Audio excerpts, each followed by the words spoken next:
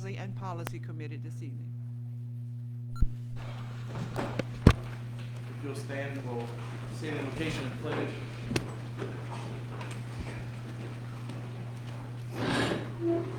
Father God, thank you for this opportunity for us to gather. Thank you for all the beautiful faces we see in this crowd. Let our voices be the voices of the people. Let our work be your work. Let us be tools in your tool shed. Help us to work through these decisions that we have to make this evening in the best interest of our entire community, our school district, and those stakeholders we serve. It's in your name we pray. Amen. Allegiance to the flag of the United States of America and to the republic for which it stands, one nation, under God, indivisible, with liberty and justice for all.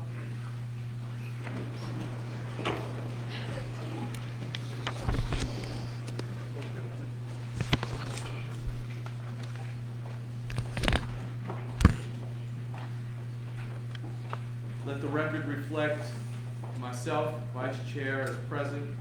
Mr. Don Crowder, committee members present. Also in attendance, Mr. Clyde Hamner, Mr. Roger Del Dehart, President Maybelle Trahan, Vice President Dane Voisin, Superintendent Bubba Ogeron, and members of his staff. Item number 3, matter pertaining to the partnership between Terrebonne Parish School District and Terrebonne General Health System. This informational item, I saw Mr. Stan Gravois here. He can come on up. He's Director of Healthy Lifestyle Center, Terrebonne General Health Center, and Mr. Brett Chasson, Manager of Community Sports, Terrebonne General Health System.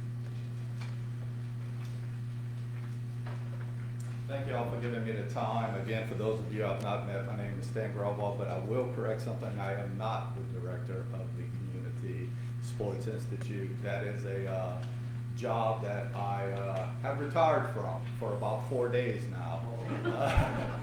But it is my job to be here to talk about the past 3 years in the cooperative endeavor agreement we've had with you. Also, in line with what I just said about retirement, Brett Chasson, who has been with us 10 years, my 10 years of being there, is going to take over as a director. It was our intent to introduce him to you tonight, but a lot of you up there may know that Brett is a certified athletic trainer.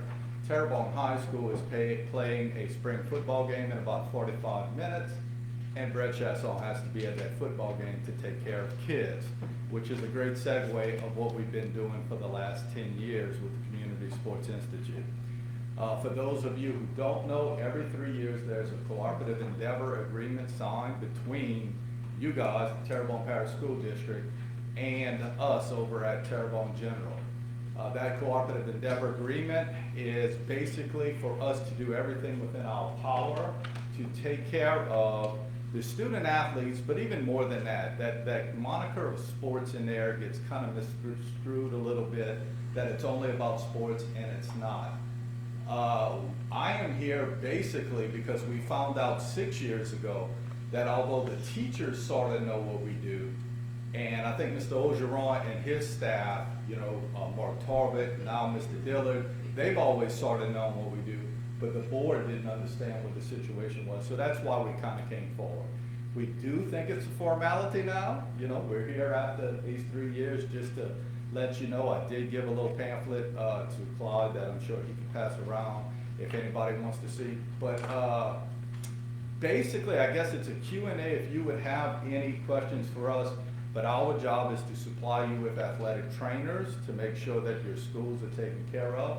This is extended also to our private schools here in Terrebonne Parish, and it also includes education in any way we can afford to give you education. I think it's important that all school board members know this is of no cost to the school system. There are other avenues, I'm sure, with Terrebonne General that are maybe service lines. This service line is something that I applaud. I think a lot of you know I'm a 30-year retiree of the school system. Before I took this job 10 years ago, I cannot begin to tell you how proud I am of what we've done the last 10 years. It's been phenomenal. Everything that Ms. Phyllis Peoples told me she was going to do 10 years ago, she did. And again, it has not cost you anything. I just want to make sure that we're all on the same page and you can put names to faces, which is why I wish Brett was here today, but do understand that he is taking care of the kids. And if you would ever want him back at another board meeting, you certainly could have him here to talk to you. With that being said, I don't want to take up much of your time. If you had any questions that you would have, I would be happy to answer them, but that's basically it in a nutshell. Mr. Wazner? Mr. Gravois, I've known you for many years, taught with you, just knowing your character and who you are. You were an outstanding teacher. You were an outstanding director for 10 years. Okay, and I know your new position, you're, again, outstanding. I can't say it enough. We've been very happy to have you work with the school system and everything you've done, you know, with the athletic directors and everything else. I think it's incredible that we have this service, and I hope we never lose that. And I know Brett, I've got to work with him a little bit as well. Outstanding guy. Not quite as good as him. No. No, they're both outstanding. Very, very good people. So I just wanted to thank you for everything you've done so far to get us to this point. And we look forward to many more years. Thank you. Thank you, Dan. I would add that to that too. I'm always available. Like, it's not like I'm, going away. You might have to find me on a golf course, but I'm available, and my new job as a liaison is going to allow me to do those things. But you guys know how prudent and professional Brett is also. Mr. Prowse? Thank you for the work that you do. My wife is a coach at Homa Christian, and we've seen your trainings there quite often.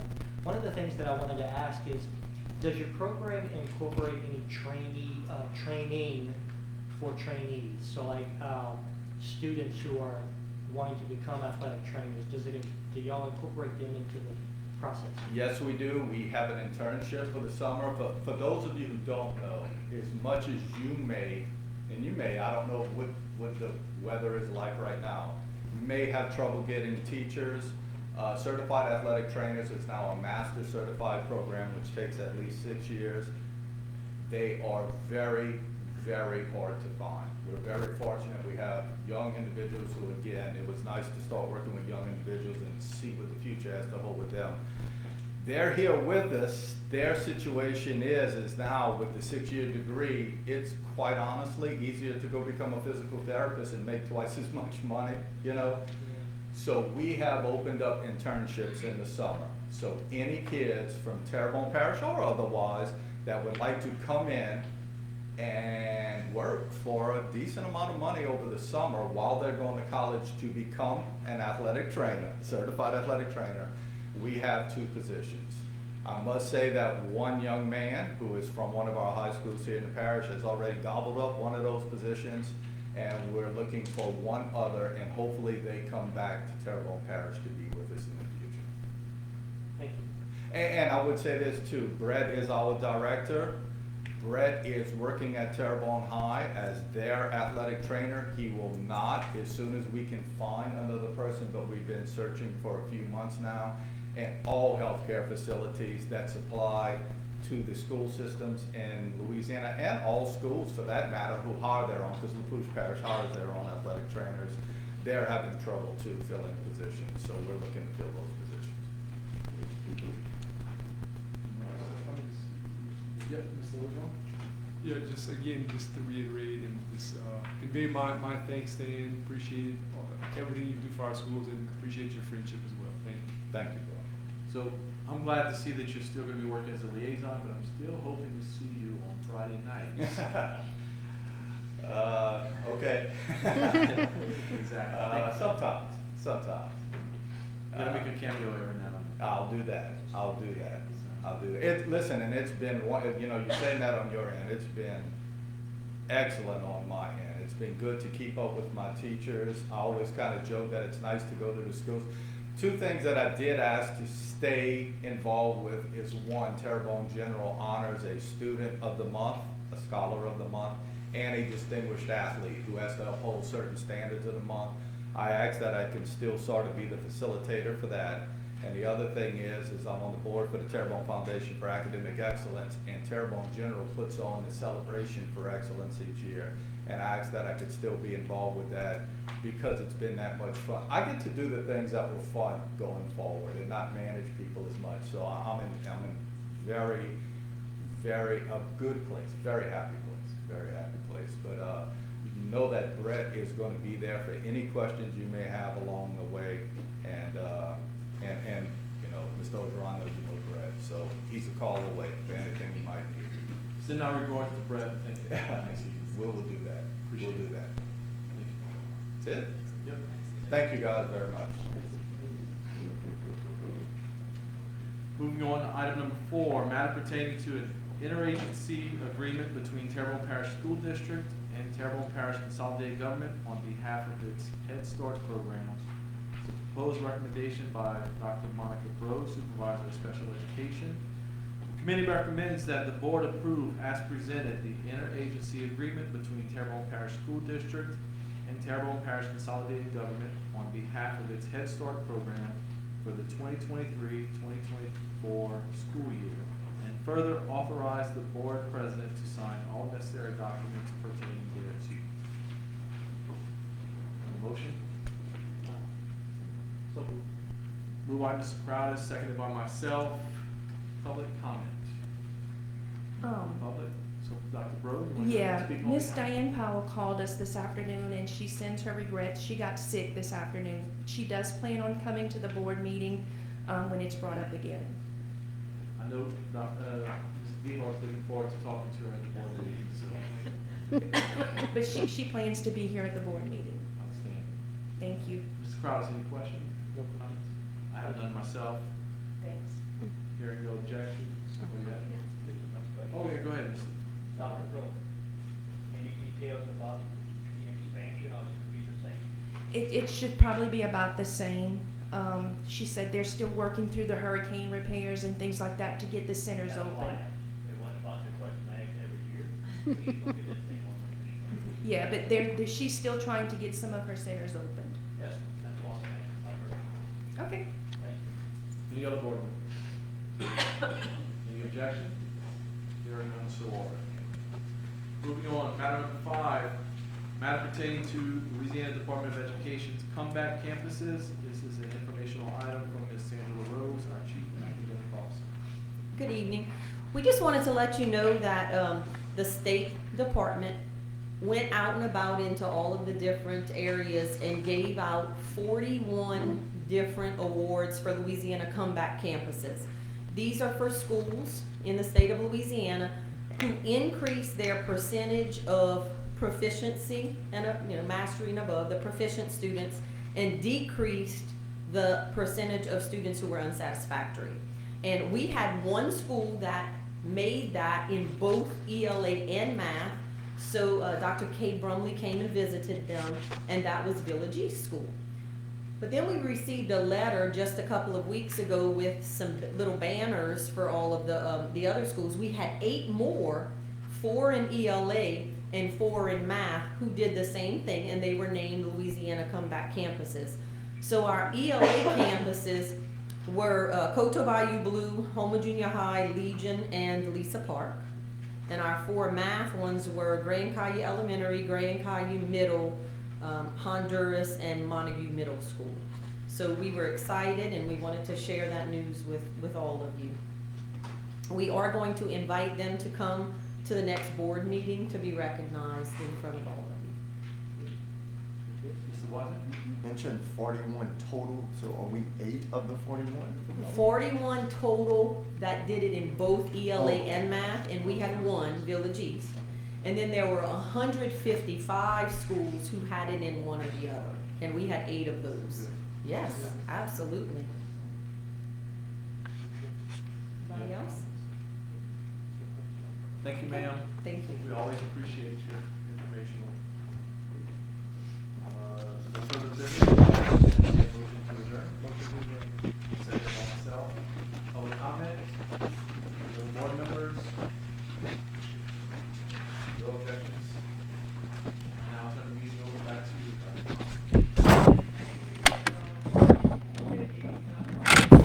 Oh, yeah.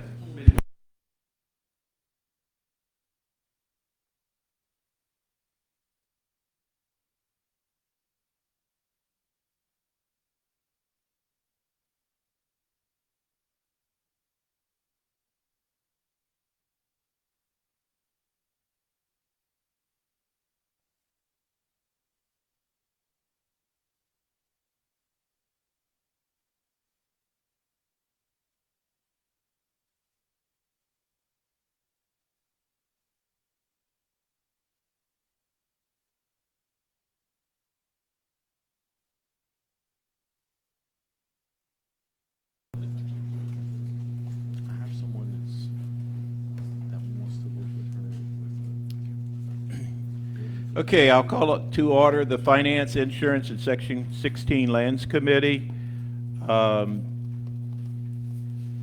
Members present are myself, Chairman, and Mr. Roger Dale Dehart. Other members present are Mr. Don Crowdis, Dane Wazan, Dr. Maybelle Trahan, and Mr. Matt Ford, Superintendent, and members of his staff. First item on the agenda is the consideration of approval to adopt a resolution to support Alexander Ryan Marine and Safety LLC in participation in the Industrial Tax Exemption Program. The committee recommends that the board approve and adopt the resolution as presented, granting the request by Alexander Ryan Marine and Safety LLC, an industrial tax exemption contract number 20200-524. Moved by Mr. Dehart and seconded by myself. Ms. Hello, I'm Catherine Gilbert Terrio with Terrebonne Economic Development Authority. I appreciate the opportunity tonight to introduce y'all to a company that is actually kind of near and dear to my heart. It's been about 5 years since I was brought in on a project to bring this company to recruit Alexander Ryan Marine and Safety into our community. They were looking for another home, and I was able to work with the real estate agent who had made the contact and was trying to bring them in and bring this new industry into our community. The result is that just about 2 years ago, Alexander Ryan Marine and Safety did purchase and bring back to life the former hunting facility on East Woodlawn Ranch Road. That facility had been idle for 8 years, doing nothing except degrading. And so we were very fortunate that Alexander Ryan came in, purchased the entire facility, almost 11 acres, and has been investing in it to bring it back to life. And I think today they have 13, pending 14, a new hire coming on board, I think this week.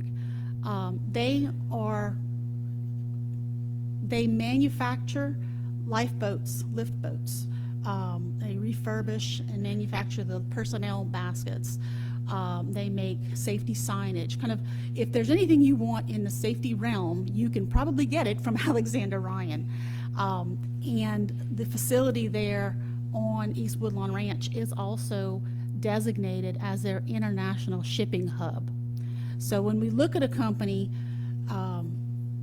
to recruit in, you know, we didn't go knocking on our neighbors' doors in another part of Louisiana trying to take a company out of that community. They were growing, they needed more space. We were very happy to welcome them in. And this is a company that is actually still feeling its way and planning to bring more manufacturing services into our community as the time is right for the company. So with that, I do want to introduce to you Mr. Randy Parr. Randy is, I think, the general manager of the Houma facility. So Catherine did an excellent job there. The only thing I would add is that our company was purchased by a Greek company, Lalises, about 5 years ago. So that brought us into the manufacturing realm. We wasn't in that originally. We were a service company. 58 years in business. We have a business, our operation in Houston.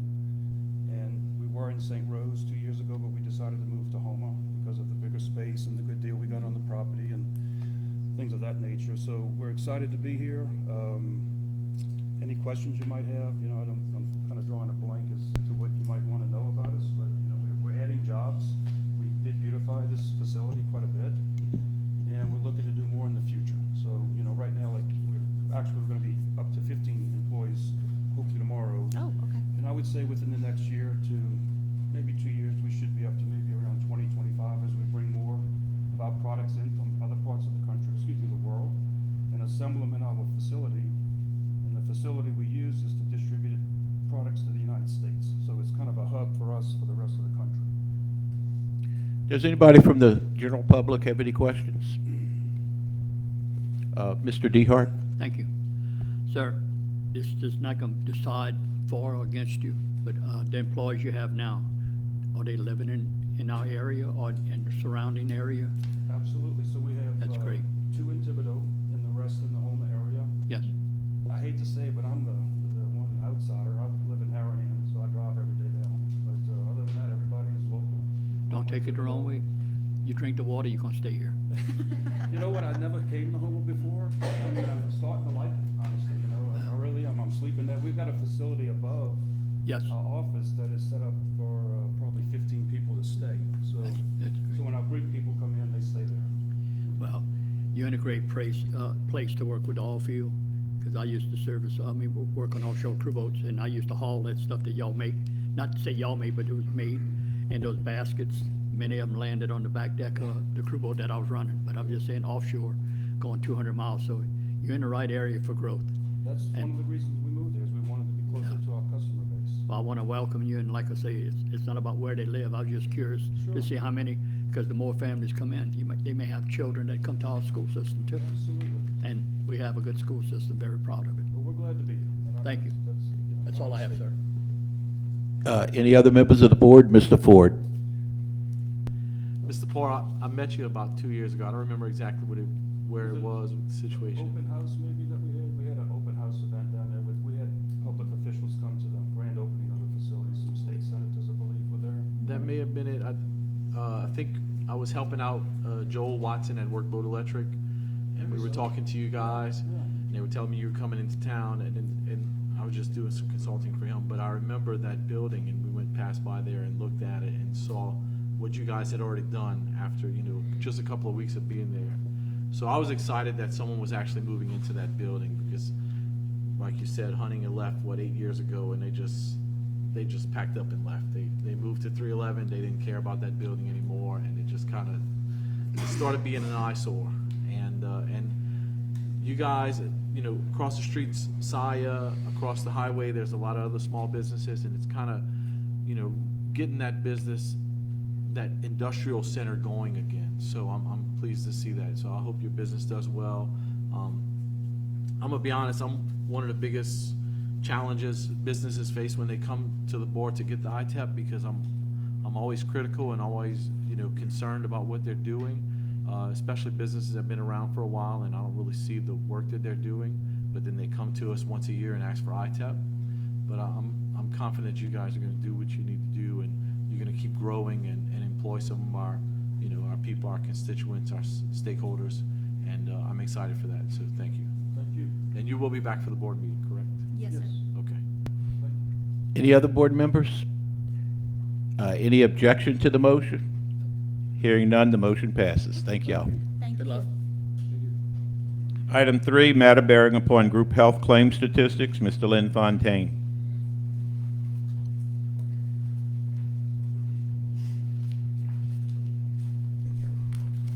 Good evening, everyone. I'm going to review with you the claim statistics for the first quarter, but we did add an additional month. We have April's data in, so this will actually be the first third of 2023 here. Everybody have packet, I do believe. Page 1, participation, I can't tell you any change in that. We've had about a 1.3% decrease on the active and pre-retiree side, where the Medicare Advantage plan participation is going up about 2%. So not much change in overall participation, actually down just a little less than 1%. Medical claims, we've had a pretty sizable increase, 12.9%, 13%. This is increase in utilization, as well as some high-cost claimants, predominantly cancer, some high-cost maternities. We are probably working our way through this and past the surgeries, and we don't see as high a cost going forward on that. We had some high months in January and March, but most of what we read in the case management reports are looking better on that front. Prescription drugs up some 19.8%. Big increases on our high-cost meds and diabetic medications there. If you would go to the 6th bullet, if you remember, we just recently renegotiated our pharmacy contract, pharmacy benefit management contract, and we're able to garner some $3 million of savings there. So bullet right under that, when we take a look at what we're going to be getting in rebates that we've negotiated we're still, even with this 19.8% increase in utilization, I do believe that we're actually going to see an overall decrease in our pharmacy costs because of the contractual terms we've negotiated. I'll explain this to you a little further. I'm going to go off track here and go to page 3, please. Just be brief. If you can see quarterly, in the month of February, May, and in red print, April, August, and then once again in November, we got a $300,000+ rebate quarterly last year. Our first rebate in February of this year was $622,000, and that is Q4 of '22. The first rebate for '23 is going to be paid next month, and in excess of $1 million, $1,025,000 is the projected sum of that rebate. So as you can see, rebates and reimbursements are going to come up greatly. So even though we've got a claims increase, the reimbursements of specific deductible and pharmacy rebates, those are up some 63%. Our total cost up about 13.2. So it's the increased claims, which are medical, are going to be coming down. At the same time, our rebates will offset these increases on the prescription drugs. One more item that is of note on the Save RX wrap, the pharmacy cost for the Medicare Advantage plan that's self-funded. We all know that in the first couple of months, those charges are exaggerated because we haven't hit the donut hole of when the federal government will start supplying money for those claims. So back to page 3, if you'll notice in '22, first month, $269,000. It's the second to last numerical item in the column. 269, 143, 162, 119, 119, and it just keeps going down. So as we progress through the year, those costs are down. So a little bit of sticker shock from a 13.2% increase, but I'm here to put some calm on that. Everything that we negotiated on the pharmacy side is working well. The rebates are going to offset that increased cost. We did have some increases in cancer and things like this. All plans your size are because of the pandemic and folks coming out of that and starting to get screened, and an increased number of diagnoses. I don't think that's a trend. I think that's a spike. So going forward, I do feel like we're going to see a little bit of a difference there. Second page just shows you where we were on a monthly basis. You see that high claims amount medically in January, and then once again in March, and we're back down to $1,638,000 in April. Once again, that first rebate going to be paid in the next couple of weeks. That'll really offset that, and we have some saving strategies that we're looking to implement that'll further offset the increases on the prescription drug side. Just graphically on page 4, you see the increase there of 12.9, but when you look back, we're still in very good shape. We're lower than where we are, going all the way back to basically 2020. So even though we've had an increase, I do believe that that's going to come back down, and we're 8.9% below our 5-year average there. Prescription drugs, once again, with those additional rebates, will be coming right back down, and the increase is purely due to specialty anti-inflammatories and diabetic medications. Total plan cost, once again, up 13.2, but we're only 3.3% above our 5-year average. We should be well below that by next quarter. Type of service, increases of 83.4 on the inpatient.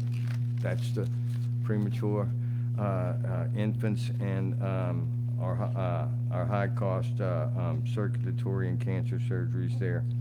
We'll be working through those as well. You can see that on the next page. Musculoskeletal, the highest category for the last 3 years, factors influencing health. Before that, factors influencing health does include chemotherapy. That's why it makes number 1 in those 3 years. So you can see musculoskeletal, circulatory, nervous system, all going up, neoplasms, factors influencing health. We're going to be able to work through this, and of course the talks we're having with wellness can address many of those, especially the musculoskeletal and circulatory. Top providers, Terrebonne General. I think in one of our quarterly reports in recent past, Terrebonne General had actually dropped to number 2, but then we ended the year in 22 with them remaining as number 1. Thibodeau Regional actually going down from a per employee per month basis. All of our usual providers, the only one that you're probably not familiar with and you haven't seen in the past is Vital Care, which is infusion therapy. That we have some high cost claimants with infusion right now, so that's why they made that list this particular quarter. Page 10, brand versus generic. Don't be alarmed that we've dropped from 84.8 to 82.8. We have not had a loss of people aren't switching from generic back to brand. This is just the increase on diabetic medications, which are brand name, the Ozempics and Jardians of the world. So when we look at generic, over 80% utilization, and it only amounts to 8.3% of the money on the next page, whereas if you flip the coin, obviously, at brand being 16.5, it garners some 90.2% of all of your prescription drug dollars. To further exemplify that, when you look on page 12, these are the top 10 prescriptions by paid amount. Top 2 are diabetes medications there. The diabetes medications went up about 48% cost-wise. Your anti-inflammatories about 5.6. Some of the work we're doing with regard to that will bring those diabetic numbers down, that's our report. I think, we do have a little bit of a sticker shock from a percentage standpoint, but I'm very confident that with the rebates and monies coming back to the plan on the prescription drug side, and where I see in reading a lot of these cases that our high-cost claimants, we're through the majority of those claims, and not many on the horizon. Questions? I have one quick question, and I'm going to call on Mr. DeHart. On page 10, the brand versus generic scripts, the 2022, that's a full 12 months, correct?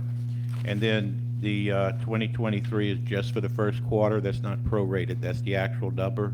Yes. And what we use to kind of make a more fair comparison is a per employee per month number. So yeah. Okay. Mr. DeHart. I'm going to ask a question, and I might be out of turn on this, but I'm just going to ask you your opinion, because you've been giving a lot of expert opinions, and it's been working. The question I have is that there are, across the board, people that's not in the network, and UMR and Guilds Board together is here for the school system.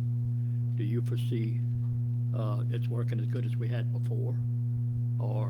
And I'm just saying, I know they're partners, and like I said, I'm getting into territory that I don't understand. So but I do know a lot of medical facilities, some of them in the network, some of them not. And I didn't know if that drives the market. I'm talking about, higher rates and costs. So with regard to your particular plan and using United Healthcare, if you remember, we switched to the United Network some couple of years ago. Yes, sir. In doing so, we gained a number of preferred providers compared to the network we were utilizing before, which was the Guilds Bar proprietary network, Yes, and wrapped by a national network called Multiplan. Yes, sir. So we garnered much better discounts. We went from probably averaging some 45% off of billed charges to pushing 60% off of bill charges, so that saved us 7 figures multiple times. At the same time, we give the employees more choice. At the same time, we're dealing with probably the largest network in the country.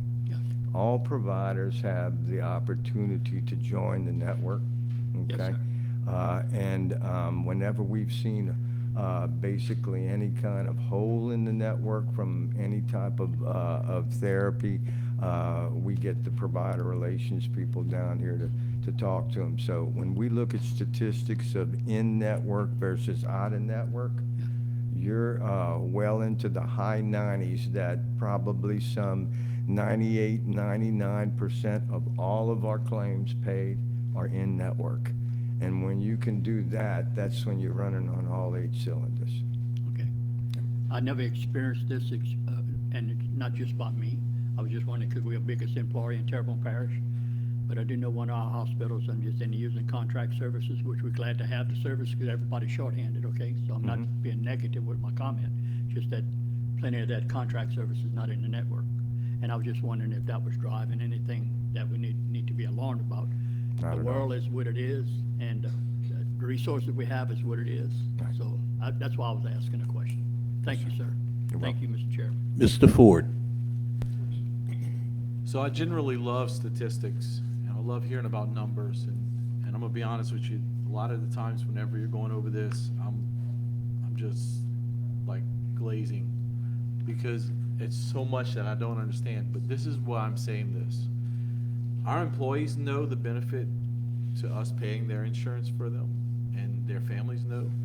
The problem is the general public out there, including the surrounding areas, the other districts nearby, they don't know how much we're spending. They don't know the benefit that we're providing for our employees.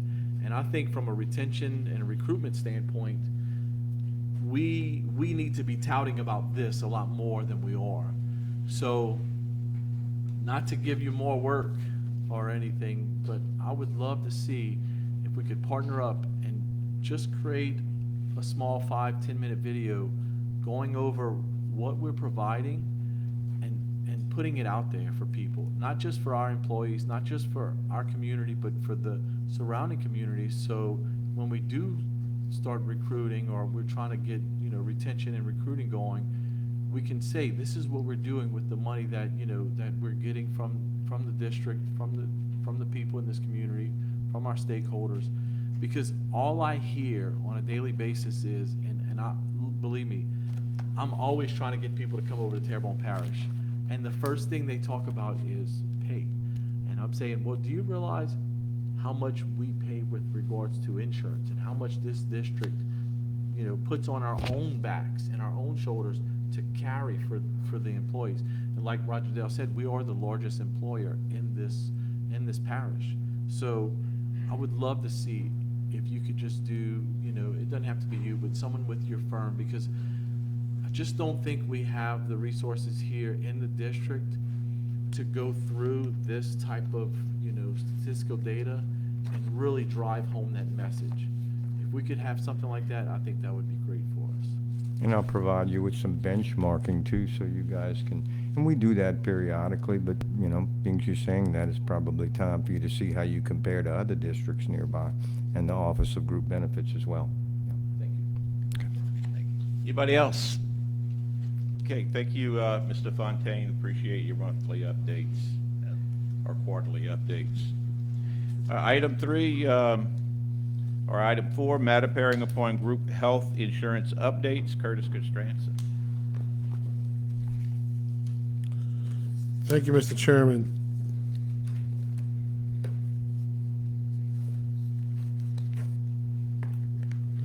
One of the things we're looking at is on May 11th, the federal mandate or directive of the national emergency for COVID had ended. And what that did is it changed certain things in our plan document that we had to adhere to. For instance, a COVID test was covered at 100%. Any new employee had to be covered from day one, whereas the usual standard operating procedure was when they were hired, the first, after their first 30 days, they were covered. So new teacher hired in August would be covered starting October 1st.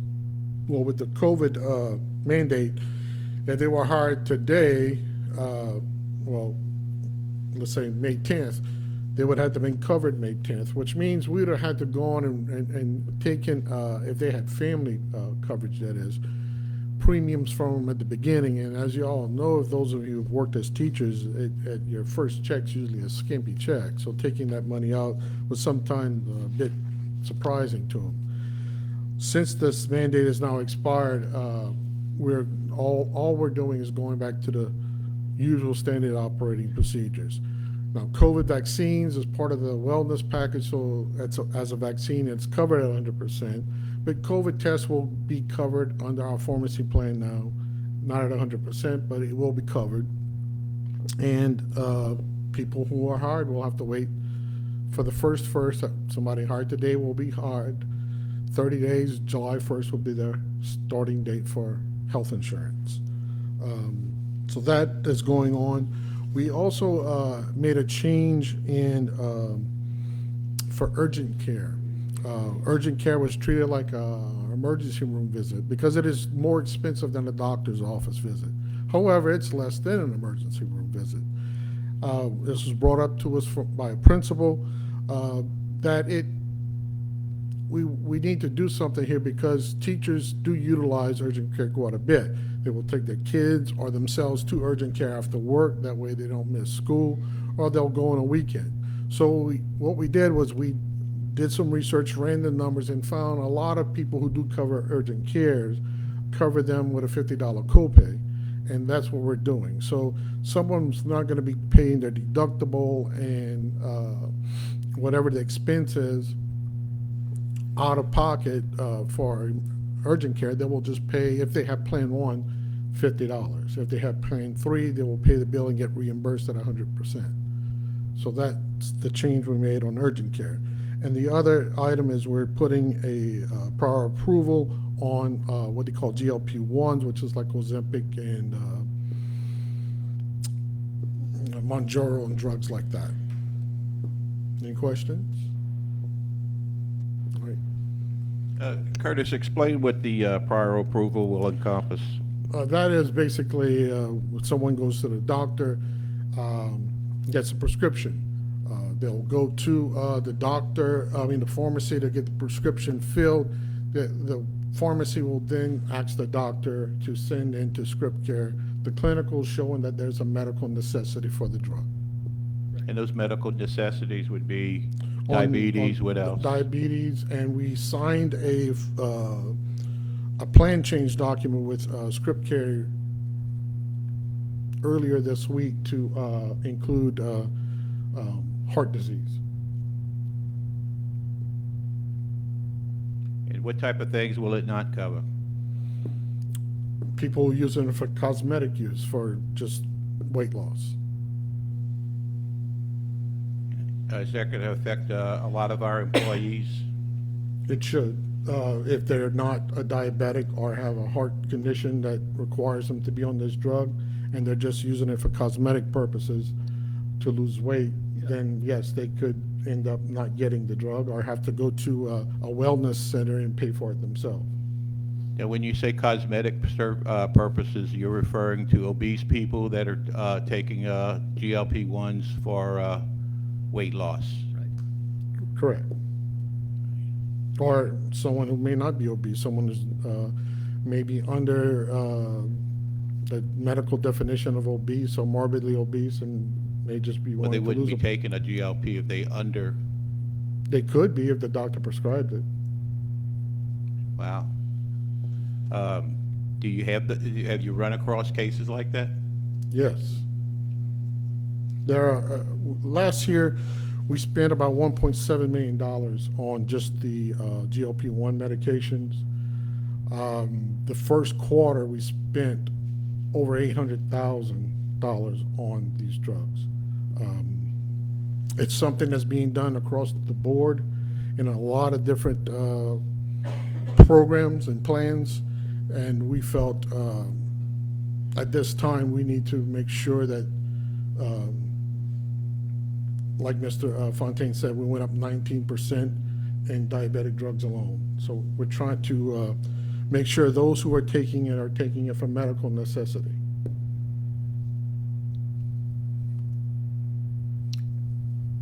When you say medical necessity, you're referring to diabetes and heart disease, Yes, sir. nothing else? Yes, sir. Okay. But you have, don't you have some numbers of how many employees that would possibly affect the prior authorization? I believe Mr. Fontaine might have that.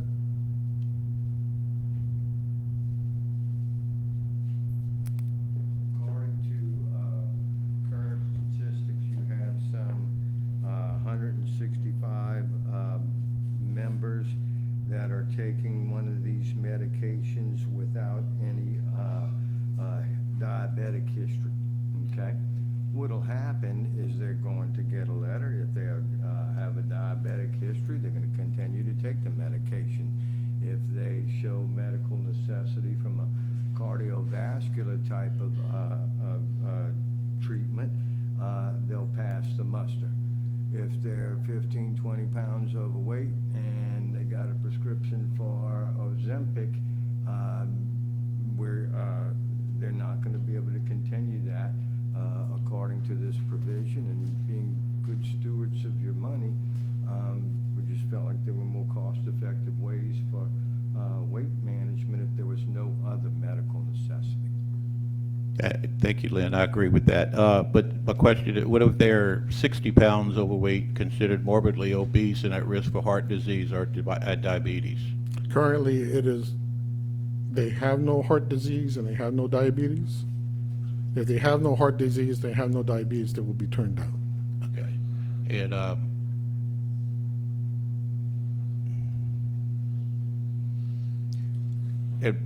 so you said approximately 165 of our current employees. Now, this does not affect the Medicare Advantage, I don't believe. No, not at all. So That is we on a have different. active employees that are about 165 will be cut off of a medication prescribed by their doctors.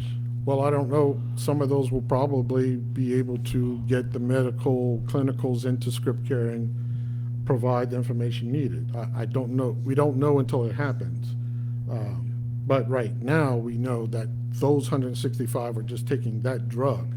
It could be that that is their first drug for diabetes, of which then we just get the clinicals and we're good. If not, they're not diabetic and they're not a cardiovascular patient, then they will be turned down. Okay, I get that. What questions me is how they get it to from the get-go that if it's a diabetic medication or prescribed for heart disease. The doctor is prescribing it off-label. And explain off-label. The doctor is prescribing it to treat something that the drug is not, it was not intended or approved for by the FDA. Okay. And there is a drug that is semaglutide that is for weight loss. It's called Wegovy, but because most plans, 90% of some plans out there, I hate to give you a number, but statistic, I'm making it up, but most plans don't cover pharmaceuticals for weight loss. Correct. Wegovy would be considered that. That's why if they were prescribing it just for weight loss, they should write Wegovy, but they know it's not going to get passed, so they'll write Ozempic. And then it goes through. That confuses me because Wegovy is for weight loss, but Ozempic is not. Correct.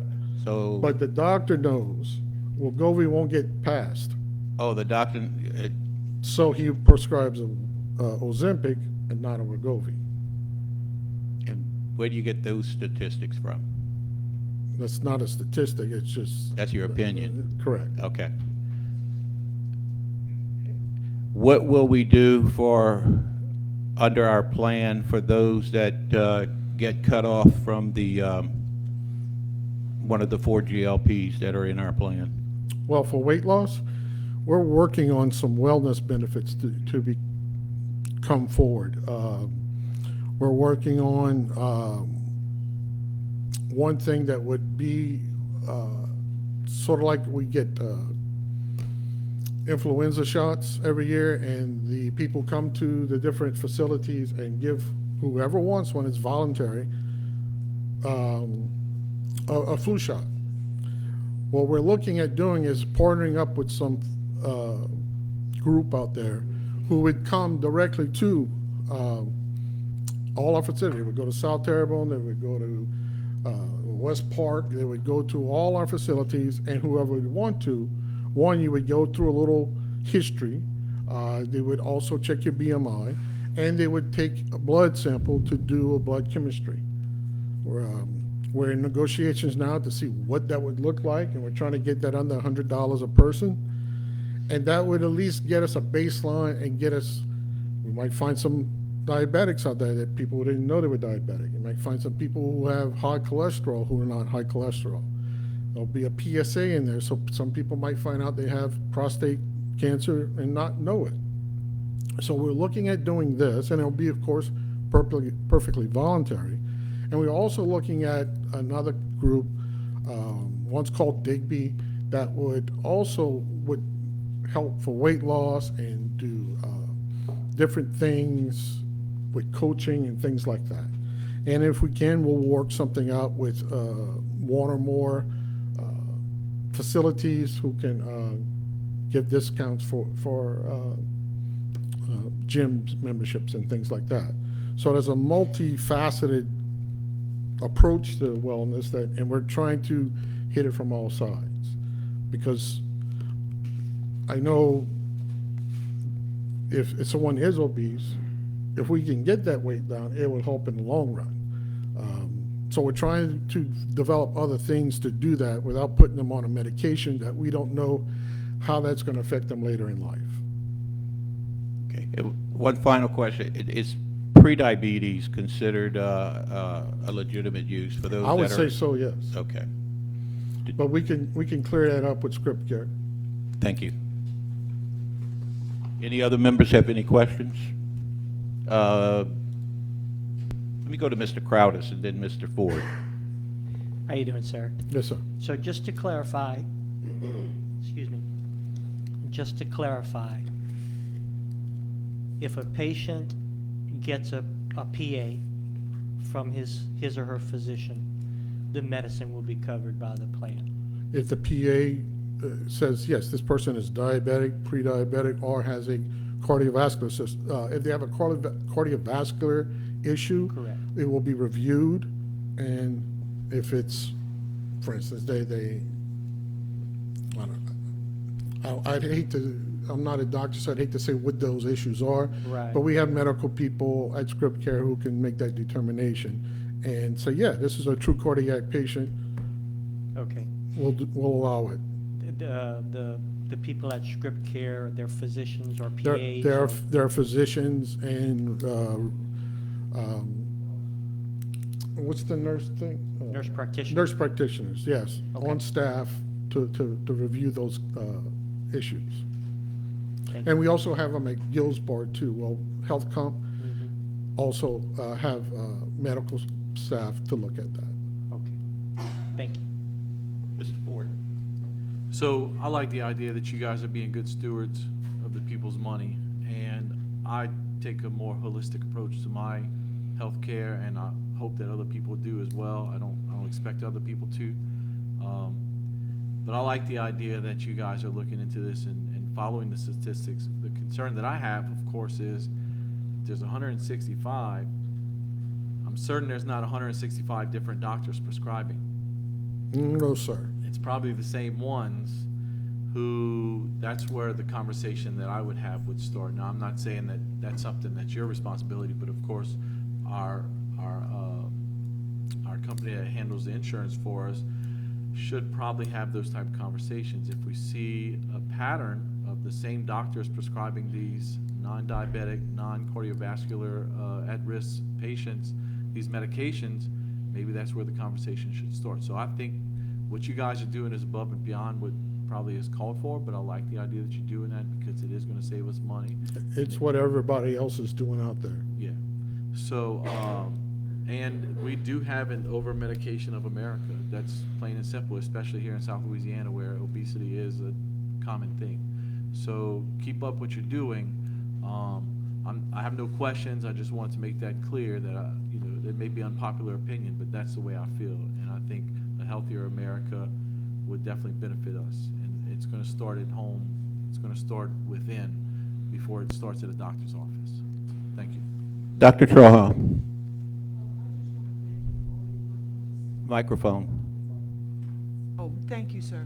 I just want to thank you for all the work that you and Mr. Fontaine has done on this topic. I think your best efforts are put forward to keep our health insurance afloat and not be used for purposes that it shouldn't be used for.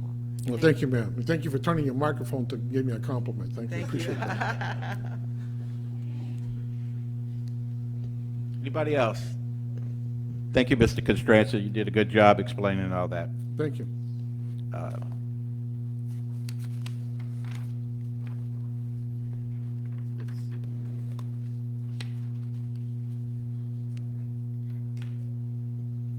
Okay, next up, consideration of approval for student accident insurance. Mr. Constranza. Would you like to read the recommendation or shall I? The committee recommends, thank you, that the board approve and accept the proposal from Mark Harris, agent of record, underwritten by Mutual of Omaha for student accident insurance, including volunteer workers, with limits of $25,000 per accident and catastrophic athlete accident insurance, underwritten by Zurich Insurance Company with limits of $1 million, with an annual premium in the amount of $182,651, effective August 1st, 2023 through July 31st, 2024. Moved by Mr. Dehart, seconded by myself. I just want to add that this is the same premium as last year. Same premium and same coverages? Yes, sir. Anybody from the public wish to address this motion? Any members of the board? Excuse me, Mr. Dehart. Anybody else? Any objection? Hearing none, the motion passes.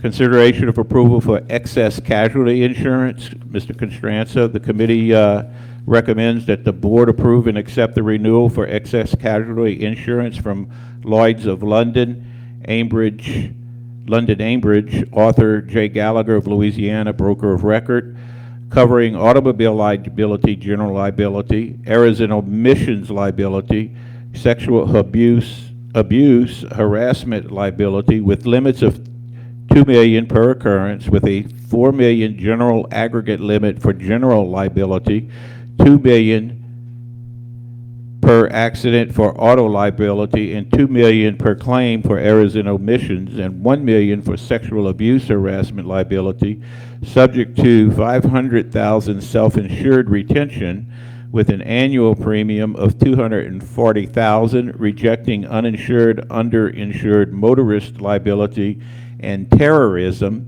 effective July 1st, 2023 through June 30th, 2024, and further authorize the board president to sign all necessary documents pertaining thereto. Moved by Mr. Dehart, seconded by myself, and I'm glad I don't have to read that one again. That one's yours. Anyone explain it? Thank you, sir. What's going on here is, one, this is our liability insurance. It is a very comprehensive package that covers many different things. Our auto liability for bus accidents and things like that is in this package. Professional liability is in this package. One of the things we're doing here is we are doubling our coverages. Right now we're covered for $1 million and $3 million, or $1 million per bus accident or any other type of vehicle accident. If you recall, I'd like you to think about a meeting we had in executive. Thank you, sir. That was an executive session, and it was a bad accident that had multiple persons in one car, and that went over our self-retention. That, and there was another case that we won in court, but could have gone well over the $1 million in coverage. The fact is this, is that if we're in a very bad accident, $1 million isn't $1 million anymore. And a bad accident with several victims could very well go over the $1 million of coverage that we have and be all on the school board. To renew at our current rates of $1 million and $3 million, it's about an increase of $16,400. And we keep that, and that's not bad. But what we'll do for that 16 plus an extra 17, so last year's increase was 206. If you look at this sheet here on the front page, right, last year's premium, 1,000,003 was 206. So we're gonna go from 206 to 240, but we're gonna go from $1 million of coverage to $2 million of coverage. The only bad thing on our side is we're going from 300,000 retention to $500,000 retention. But I can tell you, in the last 13 years, we've only gone above that twice. So I think, one, if there is a catastrophic accident, it could very well go over $1 million, and two, it's very rare that that does happen. So I think for the just a little over $34,000, we're looking at doubling our coverage. I think that is a very good deal. 17,000 up from the actual increase we're going to get. So yes, for 17,000, we're doubling. Quick question, the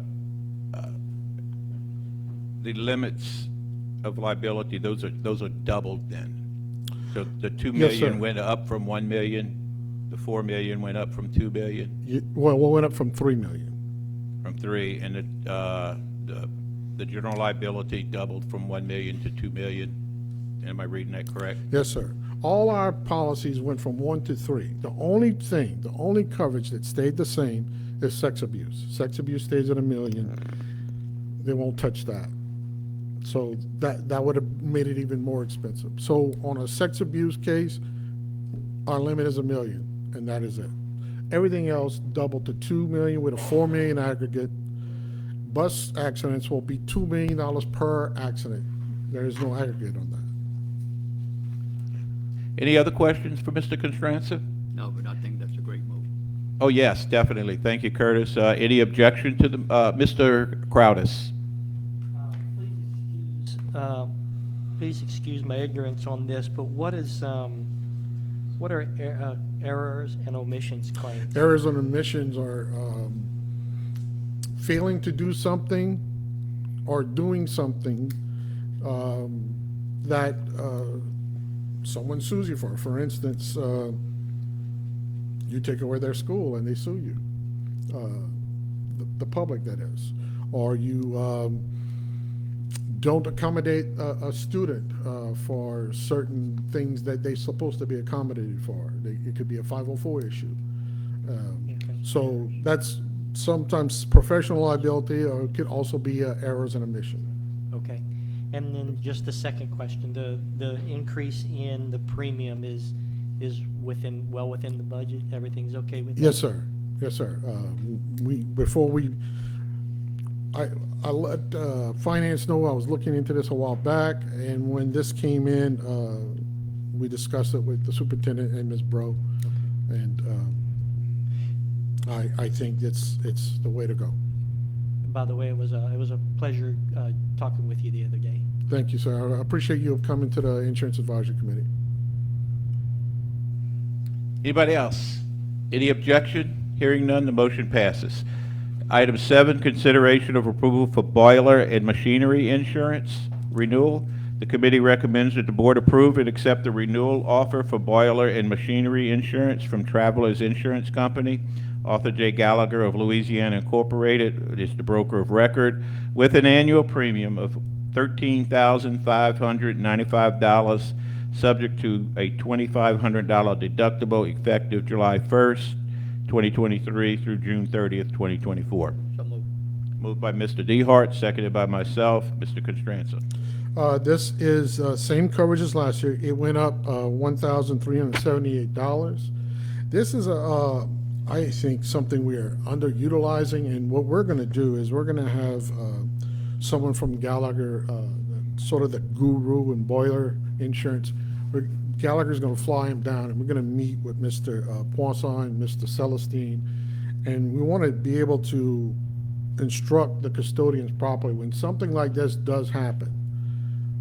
what to do, how to document it so that we can file a claim on this.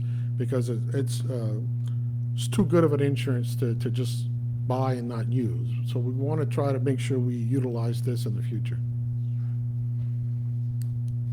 Anybody from the general audience have any questions about this motion? Mr. DeHart, Mr. Ford.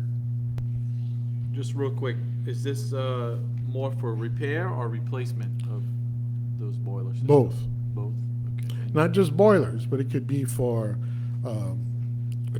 something goes wrong with a chiller unit or a motor on a refrigeration unit or anything like that. Anything that, and that's why we're going to get this gentleman down here to show us if this happens, this is how you file the claim. These are the things you need to do. When you call a contractor in, he needs to save the parts so that because these things do happen. And we tried twice to file a claim, but we didn't follow proper procedure. So we're going to try and get the procedure down right so we can file proper claims. Thank you, great. Anybody else? Mr. DeHart. We needed that a long time ago, because as things get older, you're more tendency to have issues, whether it's a chiller or a boiler. Thank you. Anybody else? Any objection to the motion? Hearing none, the motion passes. All right, item 8, consideration of approval for flood insurance renewal. The committee recommends that the board approve and accept the renewal of flood insurance with the Lede Agency through Wright National Flood Insurance Company with an estimated annual premium in the amount of $161,987, effective July 1st, 2023 through June 30th, 2024. You have in your packet a list of all those. Moved by Mr. DeHart and seconded by myself. My apologies.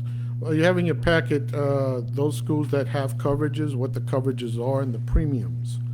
There's 2 red lines and 1 yellow. The renewal came in at about $172,000 without any changes. However, we're dropping coverage at Grand Caillou Elementary and Upper Little Caillou. Those coverages aren't needed right now. Those buildings are moving along the process for tear down.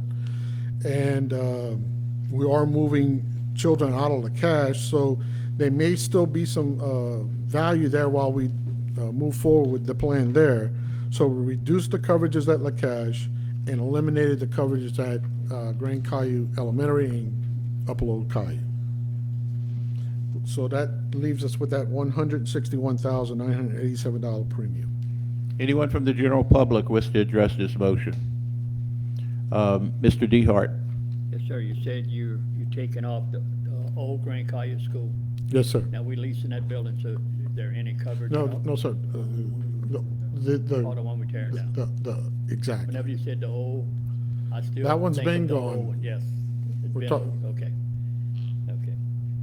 That's fine. That's all I have. Any other members of the board? Any objection to the motion? Hearing none, the motion passes. Item 9, consideration of approval for cyber liability insurance renewal. And the committee recommends that the board approve and accept the renewal of cyber insurance liability from Houston Casualty, USI, with an annual premium of $53,428.41, subject to a $100,000 deductible with limits of $1 million, effective July 1st, 2023 through June 30th, 2024. Moved by Mr. DeHart and seconded by myself. This premium is also the same as last year. Okay. Any members of the general public wish to address this? Mr. DeHart. No, thank you. Any other members of the board? Any objection to the motion? The motion passes. And I did see Ed Daig back here with USI, and I apologize. Are any of the other agents here from the previous motions? No, sir. Okay.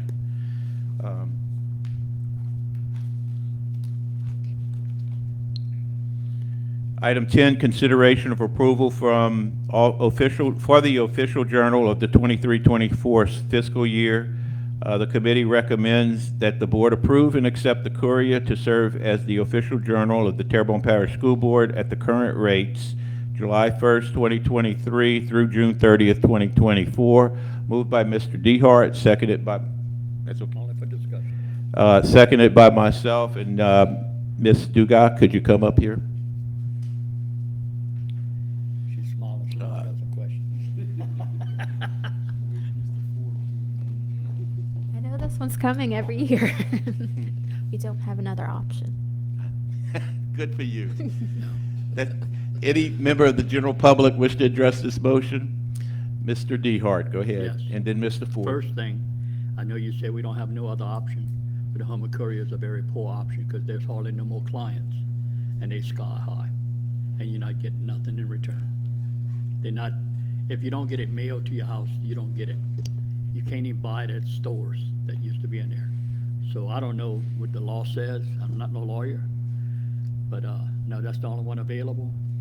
Man, we need to shop somewhere. That's ridiculous. You have the question. I'm just saying. Go ahead. Mr. Ford. So, I know we've discussed this in the past. We have technically no other options, but I want to make sure they're meeting the minimum criteria as well.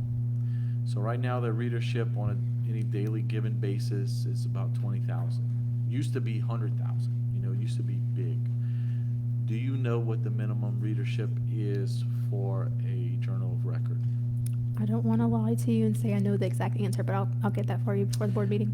Yeah, so let's get that for the board meeting, because I also think, and I may be off base here, but I think the journal of record, if we were to hire and pay, then the readership has to be a certain number. But if we get one that volunteers to be our journal of record and we do not pay them, there's no readership requirement. And I want to make sure that's the case, because if that is, we have a couple of local media companies that want to represent and want to write stories and be the journal of record for the school board. You know, they're trying to build their readership, and believe me, their presence is growing. But you know, it's just hard to keep every year saying, you know what, we're going to hire the courier because we have to, and they do nothing. I haven't seen anyone from the courier here in months, and when I do, I make note of it. Believe me, because it's very rare they're here. And you can call the courier and tell them I said that. They can watch this video. I'm very disappointed in what they've become as a journal of record, or what they've become as a newspaper. So that's all I had. Can we get that information for the board meeting? Thank you. I'll just make a comment that the Courier is the best option that we have in Terrebonne Parish. Yeah. Does anybody else have a comment? Yeah, that's the worst option we got. Yeah, well, it's the best. You know. And I'm not trying to be argumentative. I know. I'm saying right I now, would- if there's no clientele getting a newspaper, how can it be on record to have, people reading what we're doing? Yeah, I get your point. Okay. And they do post our publications online as well. Pardon me? They do post our publications online as well. Yeah, you gotta pay a fee too for that. Okay. Any objection to the motion? Not today, but at the board meeting probably. Thank you, Mr. Dehart. I appreciate that. I wanted to go forward. I'm being very honest. I know, and I'm just stirring the pot here. Good. Item 11, matter bearing upon the monthly budget to actual comparison report and monthly sales tax collections update. Ms. Klingman? Hi, good evening. The sales tax is a decrease of 8.23%. Any questions for Ms. Klingman? Yes, just one question, may I ask? Sure. Okay, I know it's a decrease and it's very accurate. I know y'all do a great job, in accuracy. But right now, right after the hurricane, everybody was spending money. And now we're waiting on money. I'm just saying, whether it's insurance, whether it's FEMA, whatever, is that some of the reason for the decline, or you don't know? I'm just saying. I can't speculate on that. There's a lot of seasonality in sales tax collections. Right, they're not fixing it. Economic conditions, interest rates Yes. going up. People have less discretionary spending money every month. It could be a number of things, Mr. DeHart. And I'm just trying to compare, you drive around, anywhere around Terrebonne Parish, you see so many buildings that need repair, that just shut down, they boarded up. Exactly. And I'm just saying, whether it's businesses or houses or whatever, they got a lot of people in that situation, I unfortunately. think it's a combination of many factors. Yes, ma'am. I didn't mean to put you on the spot. Thank you. No. Thank you, Mr. Chairman. Anybody else? Next part. Thank you.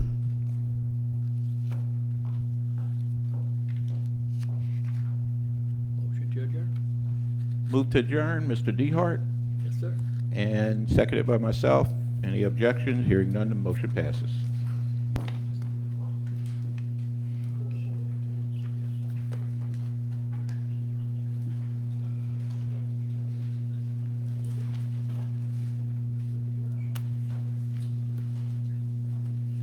We'll call to order the executive committee. Oh, executive. Present committee members this evening is Mr. Boizan and myself. Other members present, Mr. Crowdis, Mr. Hamner, Mr. Ford, and Mr. DeHart, the superintendent and his staff. We completed an examination of invoices for the current month, including supplemental payroll and travel expenses. Are there any committee member concerns? No, ma'am. Are there any other board member concerns? Is there a motion to accept the invoices for the month? Motion to So accept. moved by Mr. Voisin, second by myself. Any public comment? Mr. Voisin, comments?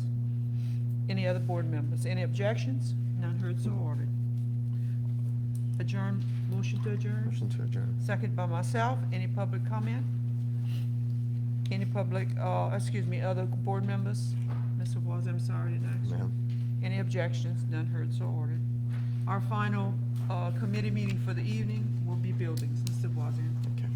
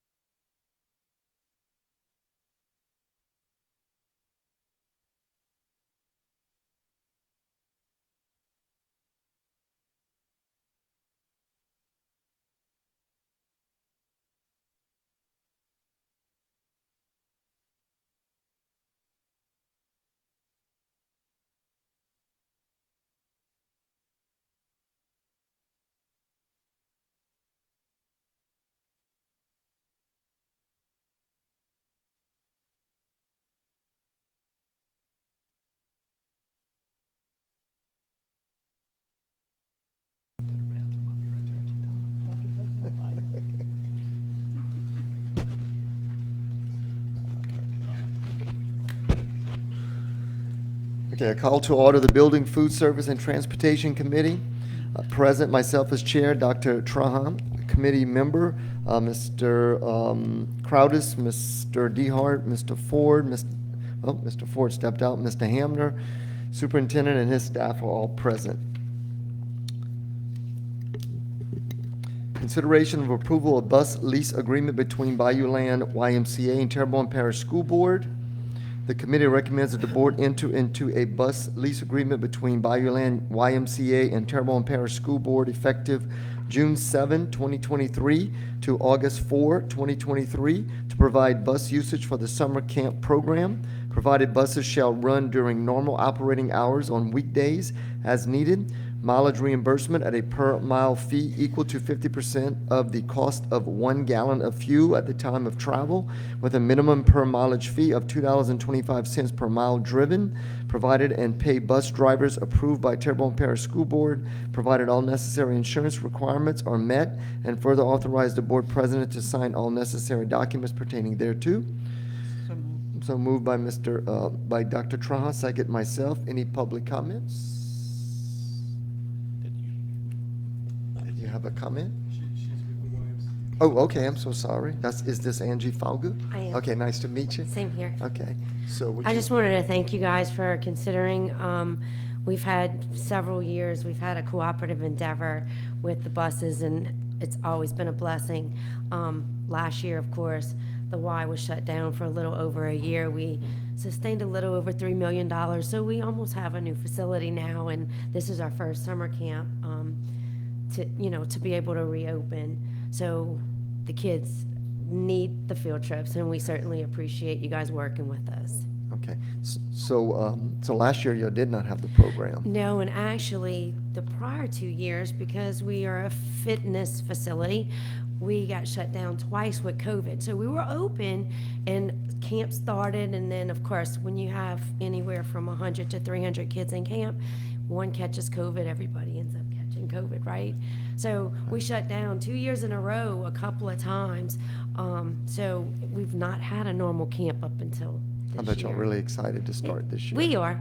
Good. Y'all enrollment, it's looking good? We're probably at a third of what we normally have, but considering I think everybody in Terrebonne Parish is maybe at a third with businesses and what have you. So we're just fortunate that members are coming back and we're seeing life again, Maybe we can get the Courier to advertise. or something. Stop it. We don't have much help there either. All right, sorry, I shouldn't have said that. Well, I just wanted to jump in. Any questions for Miss Angie? Okay. But I'll say, Ms. Falgood, when my daughter was young, she went to the summer camps at Bayou. She loved them, and I'm glad that they're starting up again and that we can help with providing transportation a little bit. Thank you Thank for you. all the hard work you do over there. Thank you. Thank you very much. Thanks. Appreciate it. Dr. Trahan? No, sir. Myself, other board members? Any objections? Hearing none, motion passes. Number 3, consideration of approval for renewal of an agreement between Terrebonne Parish School Board and Terrebonne Parish Consolidated Government Head Start Program. So Miss Diane? Miss Diane is not feeling well today, Okay. but she promises she'll be here for the board meeting. Okay, but do you want to add anything in a bit, or just let us know No, that? it's just the food. We prepare the food, and she picks it up for her children. Okay, thank you so much, Ms. Monica. So I'll read the recommendation. The committee recommends that the board approve and renew an agreement between Terrebonne Parish School Board, Terrebonne Parish Consolidated Government relative to the Head Start program for the preparation of meals at Legion Park Elementary, Schriever Elementary, Gibson Elementary, Southdown Elementary, cooking sites for the 23-24 school year, and further authorize the board president to sign all necessary documents pertaining thereto. So move Dr. Trahan, second myself. Any other public comments? Again, thank you, Ms. Monica. Dr. Trahan? Yes. Okay.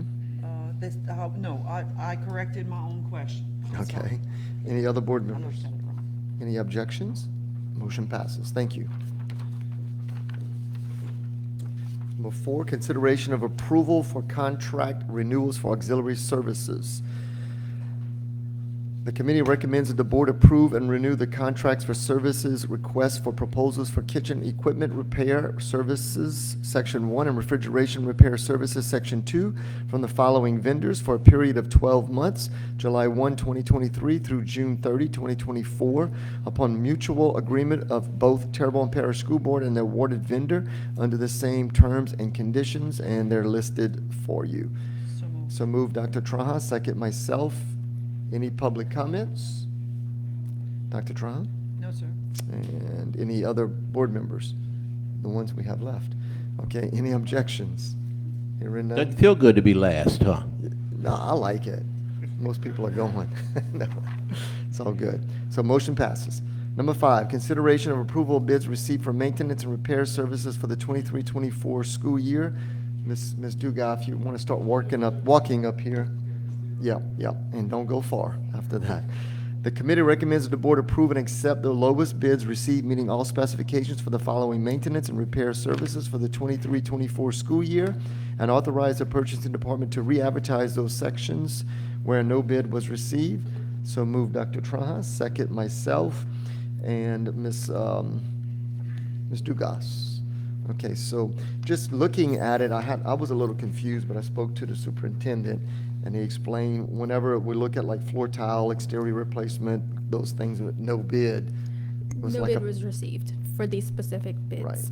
So our process would be then to try.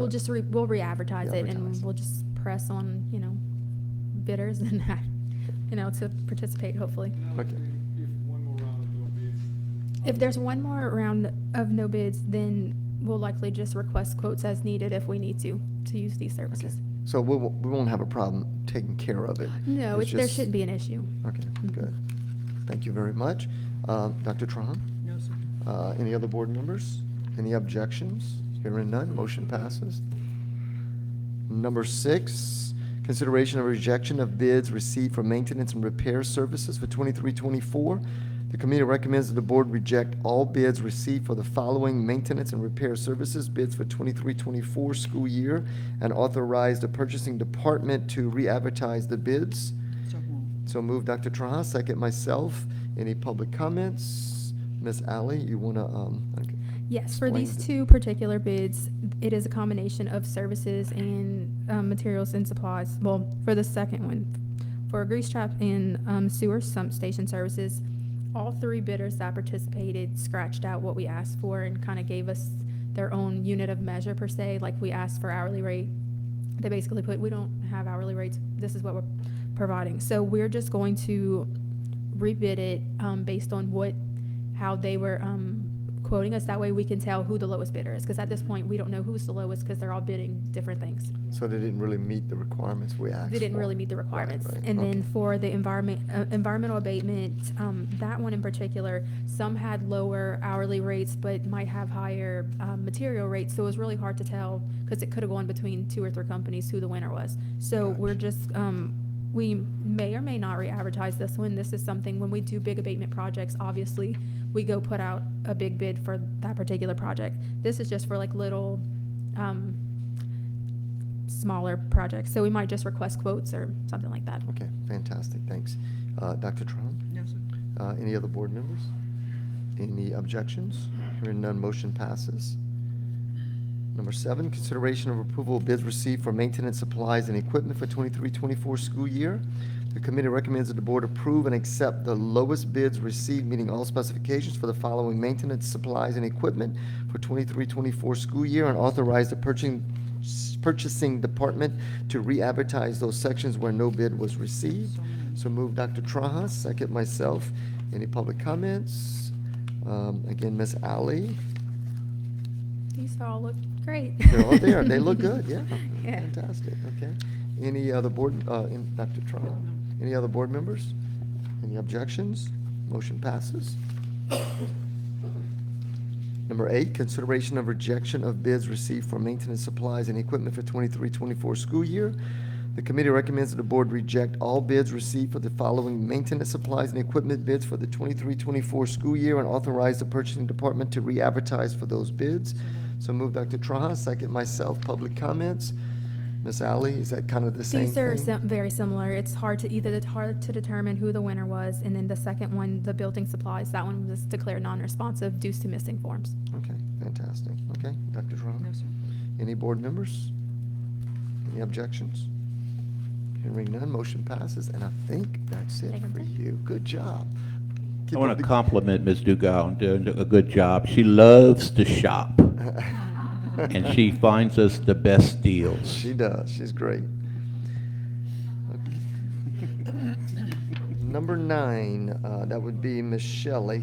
Consideration of approval of bid received for the building repair project at the TPSB Administrative Buildings. Blah, blah. Have to get that out.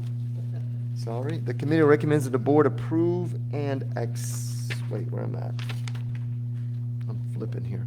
The committee recommends that the board approve and accept the lowest bid received meeting all specifications for the building repairs project in response to Hurricane Ida at the TPSB Administrative Building, Central Office, Maintenance Building, Transportation Building, and Technology Annex from Cotton Commercial USA, Inc., 5443 Katy Hockley Cutoff Road, Katy, Texas, 77493, in the amount of $608,417.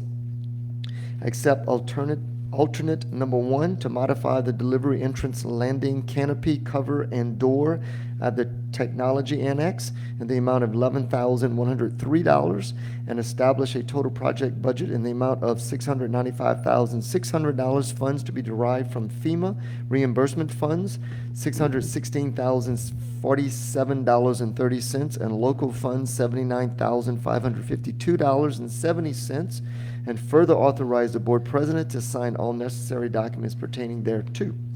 So move Dr. Traha, second myself. Public comments?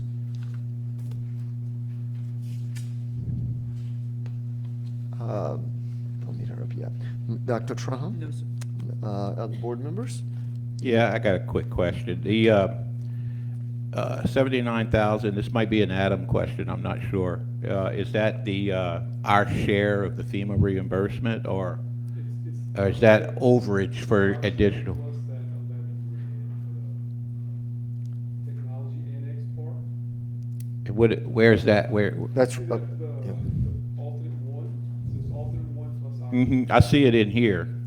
Where we putting that? At the little old house here? All right.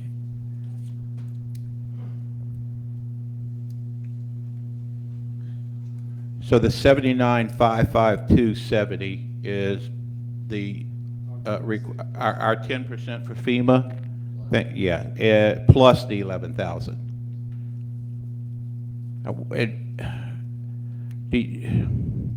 What are we going to actually put, a cover, we're going to make an addition? Please come up to the mic. Yeah, We'll come up for everyone with a sure name. yeah. just in case. I'm just going to say, I asked in the past several times, and other committee members did too, we like to see what we're approving, you know, when it's a change in design. Is this a change in design? Yeah, just a rendering, you know, because we don't know what we're approving when we, you know, visually. Okay, so the alternate is to remove the existing stairs at the front entrance. Right now, it's the original stairs that, you know, that came with the house, and right now there's no landing, there's no proper landing in front of the door. The actual last step is the house to get into the house. So it's not functional, nor is it really safe. We've kind of had, you know, some reports of tripping and stuff. So we decided to go ahead and modify that, put a landing, new stairs, railing, nothing fancy. Then at the rear part of the house where they accept deliveries, there's a single door and a very small canopy, and there's not a level landing in front of that door either. It sort of ramps down to the driveway. So we would like to modify that, kind of do a double door, do a level landing, and a bigger canopy, so that way Chris and their guys can unload, you know, their equipment out of the rain and safely into the storage room. Yeah. Thank you very much. Yep, you're Anything welcome. else? Thank you, Shelley. Any other board members? Any objections? Motion passes. Number 10, consideration of approval of bid received for the building repair project at HLB. The committee recommends that the board approve and accept the lowest bid received, meeting all specifications for the building repair project in response to Hurricane Ida at HLB High School from Group Contractors LLC, 15055 Jefferson Highway, Baton Rouge, Louisiana, 70817, in the amount of $6,128,000, and establish a total project budget in the amount of $6,706,530. Funds to be derived from FEMA reimbursement funds, $6,035,877, and local funds, $670,653, and further authorize the board president to sign all necessary documents pertaining thereto. So move Dr. Traha, second myself. Any public comments? Mr. Positeri, want to come on up? And yeah. Okay. Anybody, you have any questions? Any other board members? Yeah, I got the same question on the local funds. Is that our 10%? Okay. Adams answered it. Okay. Affirmative. All right, any other questions for Mr. Positeri? You go ahead, sir. Just in a nutshell, Andy, just for that price, what's Yeah, sure. Let me back up. Andy Positeri with GFP Architecture. So this bid package was fairly simple and straightforward. It was everything that was damaged by the storm, including the roofing at the original building, some minor damage to the roofing at the Freshman Center, the 3 outbuildings that are at HL Bourgeois, and the baseball press box concession stand structure. So everything that was damaged by Ida was identified in the estimates that we prepared and was translated into that scope of work for the document. So, Yes, please. rough time frame? What is this full web board meeting? yeah, so we have a 270-day contract time for this particular bid package. And so, it'll go obviously from this committee meeting to the board meeting, early June. I suspect we'll have contracts in place by the 3rd week of June or so. I think we're probably realistically looking at some sort of an early July, mid-July start. We were talking about that in our meeting earlier today with the coordination meeting with the project manager. So we'll be notifying the school that we do intend to start work this summer out there. So I'm thinking probably early or mid-July. And this is to take care of everything at HL? Yes, sir, from the everything in hurricane, one everything. package. Yeah. All right. Well, I will say with the exception of the ESSER project, that HVAC work Right, that's right. done, it will be happening at the same time. But that's the only separate part that's not part of this one. Very good. Anyone else? Any objections? Motion passes. Thank you. Thank you. Number 11, consideration of approval of bid received for the HVAC replacement project at Oak Lawn Middle School.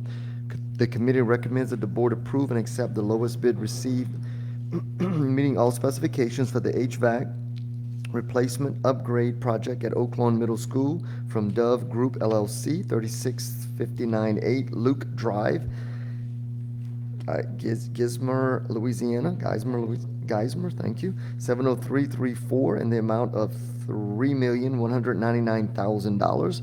Accept alternate number 1, kitchen hood modifications, the amount of $67,000, and establish a total project budget in the amount of $3,565,074. Funds to be derived from the American Rescue Plan Act, ARPA ESSER 3, pending receipt of all required documents, and further authorize the board president to sign all necessary documents pertaining thereto. So move Dr. Traha, second myself. Public comments? Dr. Traha? I'm just excited that we're moving on these things on Oak Lawn. It's in dire need. Absolutely, yes. Any other board members? I got a quick question Yes. on the hood modification. Do we have anybody here to, I'm gonna let you off the hook. I'm gonna ask it. It's simple. Basically, the hood was installed incorrectly originally, and it's like sucking out the cool air, so they're fixing it, the kitchen hood. Thank you. You're welcome. Any other comments from the board?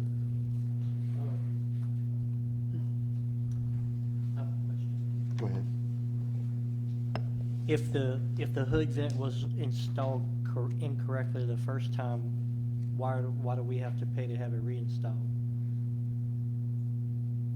It's probably an age thing, it's probably 30. The company The that put it warranty's in out is of there. existing, and we're to be there for some.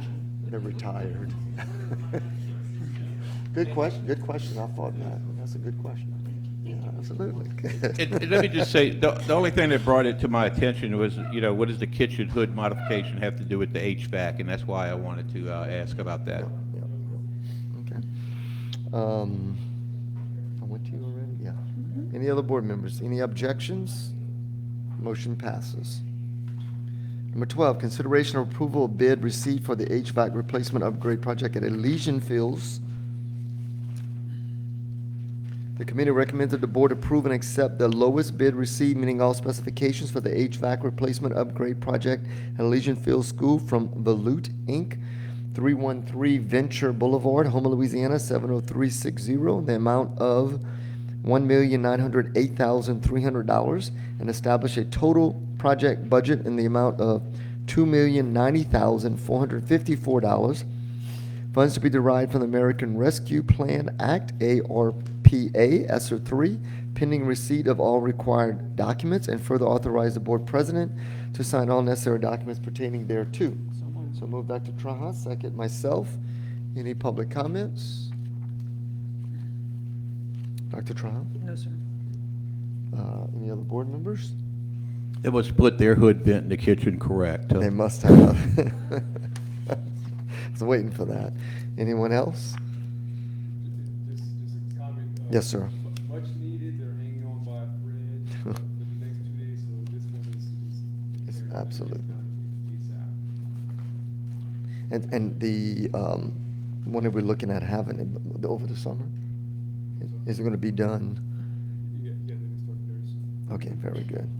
Any objections? Hearing none, motion passes.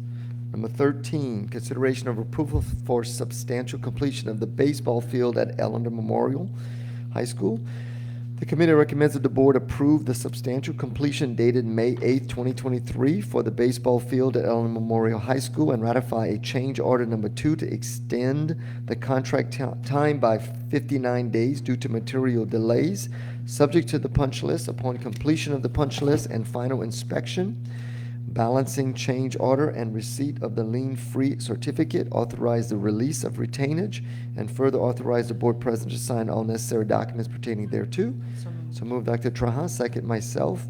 Any public comments? Dr. Trahan? No, sir. Any other board members? Okay. Any objections? Hearing none, motion passes. Number 14, consideration of rejection of bids for the demolition of portables and modular buildings.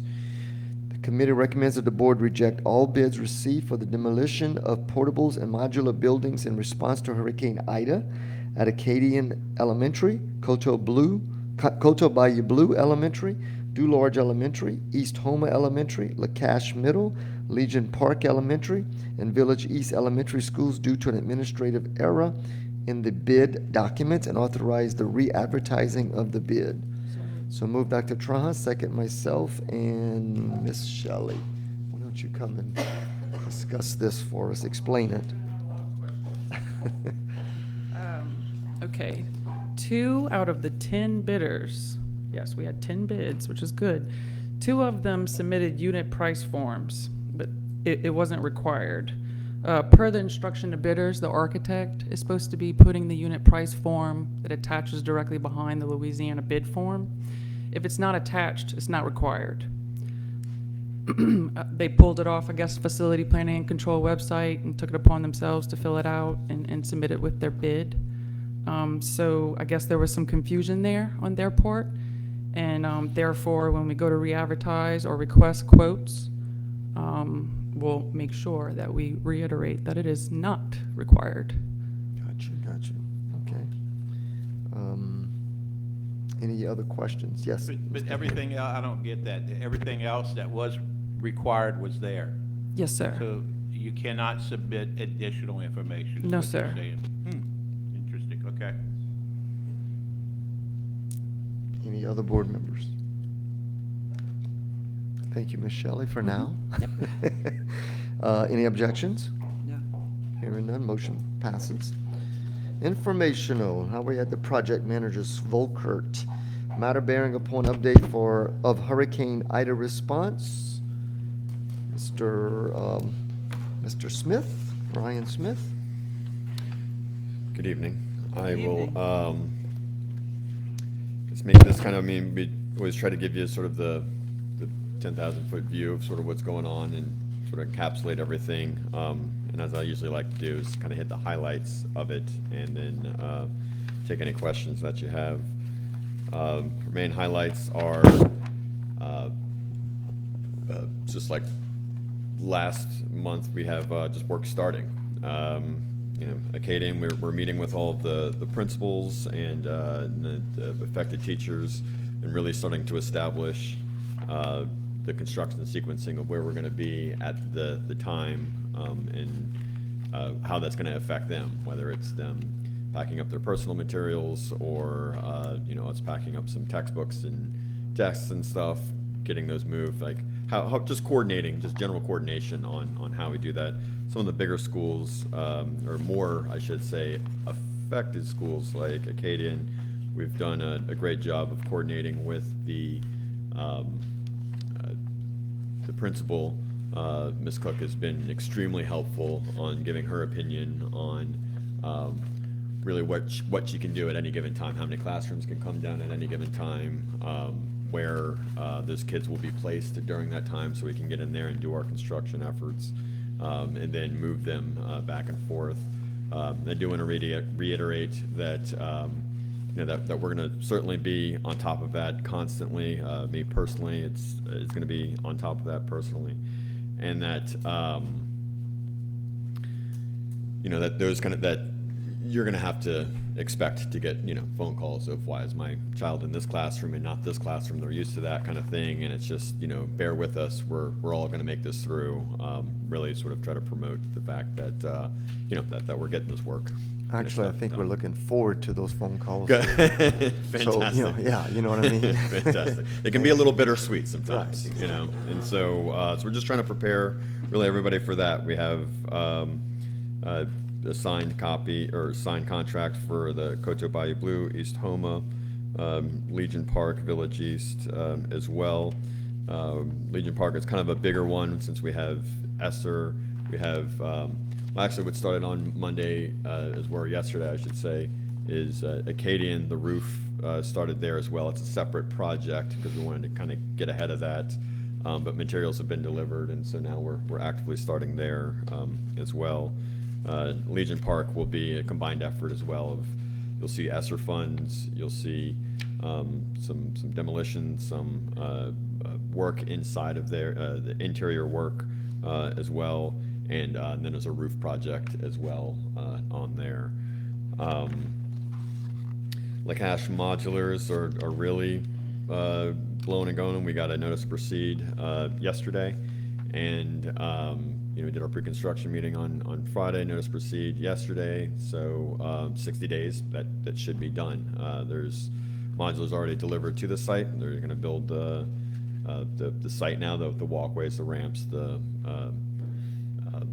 and then install the power and everything for that as well. So that should be very busy for them in the summer. It is. I've passed by, and there's a lot of work going on. There's about to be a whole beehive of activity there. Exactly. As well. So that'll be great. And then some of the other highlights that I just wanted to do. I mean, you know, we know that we're waiting for FEMA decisions on some of these other ones. But we have like Gibson and Caldwell are going out. Those are being packaged, and those are going out for bid tomorrow. Mulberry is going out for bid on Thursday. Homa Junior High is, you know, the roof package is you know, basically complete. They're punching that out, and the interior package is going out very soon as well. And that's really kind of all of our schools. I like to just kind of tag the ones that we have, and then the other ones are just you know, wrapping up some damage estimates along with some design documents that we had some questions on. Did a little back and forth, but those will be out definitely this summer. Those will be out for bid, so you'll have more in your package of bid approvals and notice to proceeds and contracts and everything else. Very good. Dr. Trump, have anything? Mr. DeHart? Sir, I've got a question. I'm listening to you speak, and I appreciate the update and everything. But you got to approve the design package and everything. Y'all got architects on your staff? I know we the board assigned architects to go there. So why y'all have to approve a design thing? Oh, I'm saying that the royal we. I mean, I don't know what you mean by us approving the design. No, like, so for design, because there's not too much here being designed as far as where we're going through on, you know, a lot of it is repair work. The design stuff is really, I'm sorry, maybe So when we're saying approved for design, that we're approved for 50% rebuild would be those two schools. I appreciate the clarification, because I always thought that's why this board member assigned some architects, because that's their expertise. Y'all have your expertise and stuff like that. Absolutely, And I yeah. caught When I what say you we, I said. kind of just said the It just TPSD administration, y'all. I thought I had missed something, okay? Team effort here. All right. I think. Thank you. Any other board members, any other questions? Great, thank you for your time. Thank you, appreciate it. Number 16, matter bearing upon update, Hurricane Ida response update, Mr. Curtis Lee.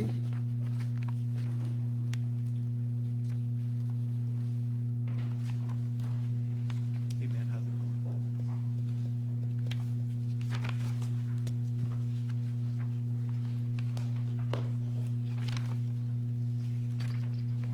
More paper.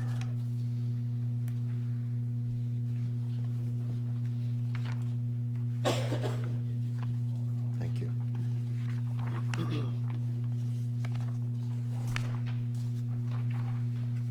They made it bigger. Well, we can't see it. Thank y'all for making it bigger so we can see it.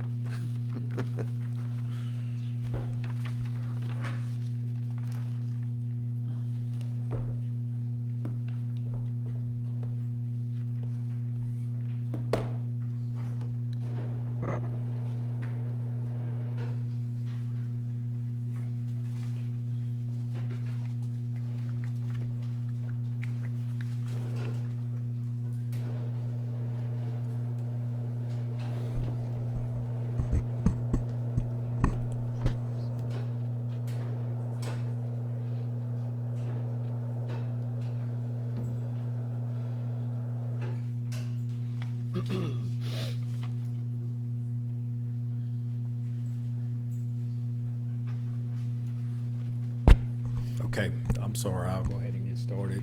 Thank you for your help, Chris. Good evening.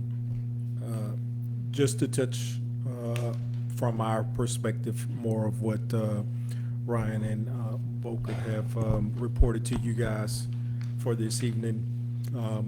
We're making progress, and I used the word, I think, a couple meetings ago about building off of the momentum that we have, and we've all been excited, looking forward to about where this point is right now, where we're in the last week of school, and we know that we can really start swinging some hammers and stuff during the summertime, so that the kids and the community can see a big difference when they return in August.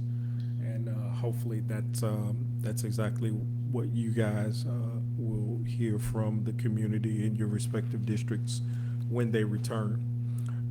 Right now, we have we're reporting just above 40% of our schools and facilities that are in various phases of construction. But it's a little bit deceiving, because in the bid document stage, we have a few that have selected the apparent lowest bidder, and we're just waiting in that 30 to 60-day period for awarding those contracts and getting some of the submittals that we need from them, so that we can move forward into that construction that we anticipate, to be late June to early mid-July. Moving to my next slide here for the status, we go into a little more detail.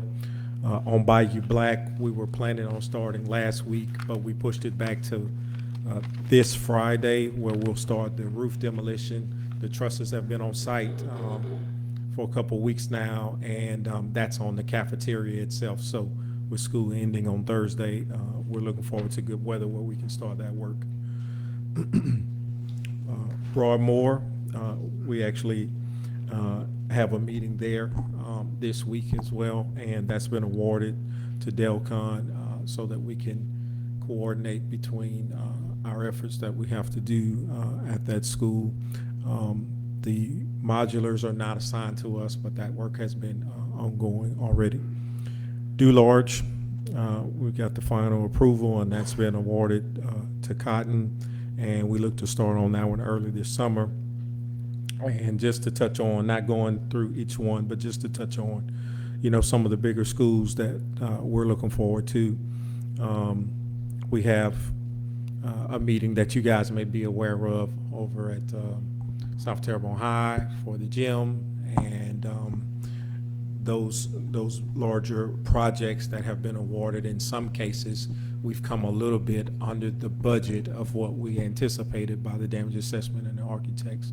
So although it's still, 90% reimbursable for FEMA, we've all been excited at our bid openings to see when we've had that level of competition. Fantastic. Good. For tonight, I did include this estimated or anticipated construction schedule, so that's the third page that you guys have. And also, I'm going to leave that same document for any of the other board members that are not here so that they can have that as well. And so we look to have, construction starting based off of what we're reporting here, and where we had a specific start date, I included that. Where we have kind of a window due to contractual things and waiting for some final approvals with the board, I gave that range. And then down at the very bottom of this document, we have awarded to all of the TPSD administrative buildings. And just so you guys could know, for any calls that you may have over here in column P, I've listed for you all the contractors who were the apparent low bidders and the awarded companies to execute that work. So if I look at Bayou Black, make sure I'm reading this correctly. So Bayou Black, construction starts second quarter. Is it gonna be finished? Is that what I'm understanding? The first quarter of 2024? Completion, it should be all done. That's the way this reads, and we will update these as we get more schedule information. So you're correct. Just as an example, that would be our start date, which is what we want to report right now, the contractor, and then if it has an X, that's the scope of work that is included in that particular project. Okay. Any board members? I have a question about the Grand Caillou Elementary is in the cost evaluation stage. When you do this, is it's total replacement, same size, same, or do you figure on the need, the future need on it? Like, so this that might be an Adam question too, huh? Yeah. Yeah. So this with the FEMA reimbursements is like for like. Yeah, and well, then, just the rebuilding of the school, not necessarily the FEMA cost, that's gonna be Adam's, but do you build it, same size, same square footage, or? So, in order for it to be reimbursed at the, rate, it will be in the same square footage. They may allow an additional 10% for any code upgrades, having to have wider hallways. But that's the only thing. The footprint, they normally want you to stay within the footprint, but because of the floodplain requirements, they may have to move, so they'll give some grace on that. But pretty much you're in the same exact square footage of the main building, that is 50% for replacement. Okay, thank you.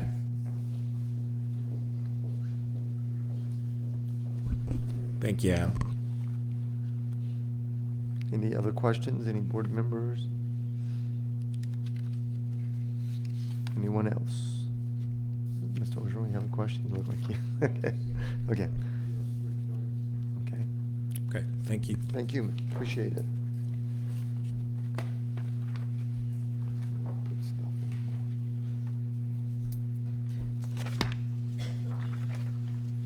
Before we adjourn, I think what we'd like to do is try to get any architect that's here, maybe do a little basic little elaboration on your schools, more detailed, direct information if possible. I have a list, but you want to jump up first? We can go out of order. Go ahead. No, go ahead. We're good. I'm going to check you off. Yep. No, He needs to go home, okay. no, the other guys had time to talk already. That's okay. Yeah, No. okay, so Mr. No, okay. Erat, yes, sir, please. Well, let's Michelle. start with the two that are actually under construction, which would be Grand Caillou Middle and Southdown. The contractor has been working on the bus canopy at Grand Caillou Middle. They told me last Friday that's supposed to be complete sometime this week. They were finishing up the actual roof, and they got the structural part up there, and they had some planks and things like that for the roof to complete. They had finished the fencing there, and they had, the marquee sign got completed. They have the flagpoles, and then the metal roofing and the metal fascia and things like that to do on the school. What they've started on Grand Kaya, on Southdown, excuse me, is they started the metal fascia panels this week. The material finally came in, and they got the crew there from Orleans Metal, and they're working on that. And they had told me this morning that they're anticipating finishing Southdown sometime next week with the metal work, okay? Yeah, we've seen it. They've been So, working on yeah, that. they've made good progress in the 2 days on the fascia panels up there. So we have gutters left to do, a few roof panels, not many, and then some wall panels, some of the aluminum wall panels that are damaged on the school. So they're making progress. Again, their contract time, as it stands right now, is June 17th is the date, expected completion date.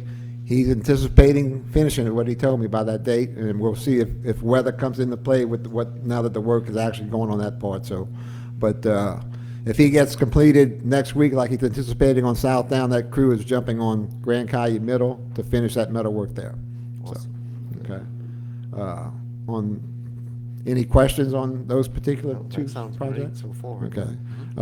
South Terrebonne, the gymnasium, y'all awarded that previously, and that is, we have our pre-construction meeting Thursday at 11 a.m. to get that project underway. It's got a contract time of 215 calendar days, which brings it to sometime in December of this year for completion, depending on, again, material. Air conditioning and electrical panels and things like that have the longest lead times, and what we're anticipating right now, the metal deck, the contractor told me this morning, is like 3 weeks out, so that's not going to be that long to get the building closed in. They're going to anticipate starting the block work and the brickwork on the damaged portion, to get that while they're waiting on that stuff. So as soon as the building is enclosed, they're going to start the environmental work to get it dried out, cleaned up, and desanitized again from all the atmospheres, things that were going on in there before, since it's been open and kind of exposed to the weather. So, that's anticipated being completed by the end of this year at this point right now. Okay, and the floor is, I know that's a big project too. That's going to be. Yes, sir. Yeah, the flooring, we're going with the original wood floors again, and the bleachers are getting changed out through state contract. We talked about that at the previous meeting. So, but the floors are included, the basketball floors and all the other floors also that are damaged. The design, that gator, I don't know who's going to be doing that again, because. You talking about the artwork on the wall? On the floor, because On the they had a floor. big gator before, and the reason I bring this up, as principal, the Florida Gators, they threatened that, they threatened to sue us, but we had to change the teeth or something of the gator, so we got to make sure that it's a little different. Well, than- the principal sent us Just got to make sure it's different. Yeah, well, we will. Something was already provided to us. I don't know if it's the same one you're talking about, but we already had an image provided to us. So Sure it's good. Thursday I'll ask that of Madge and make sure Okay, on thank that. you. Yeah. Just threw that out there. I just remember, it's like, oh no. Okay. And then on the main building and the rest of the facilities at the school, everything's going out as one larger package. That'll include the main building, the band and locker building, re-roofing and the other updates to that, and any repairs to the portables that are on site, and the rest of the walkway canopies and things of that sort. It'll be all included as one final package. And we're anticipating having that out for bid sometime in around August or September of this summer, and then working that through to get it started before the end of the year, and probably a year, 15 months construction time on that. So according to the estimated construction schedule, that could be completed by the first of 2025? That's what we're looking at? Yeah. On the end of, Okay. yeah. Sorry about that. That's all right, that's all right. Just No. want to confuse you.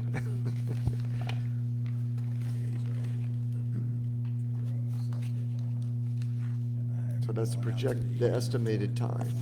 Yeah, yeah. Okay, well, yeah, you have the contract, well, that's showing as one project, I mean, but the, Thompson is, I mean, we don't know who the contractor is gonna be on this project. Thompson is actually the contractor for the gymnasium, so.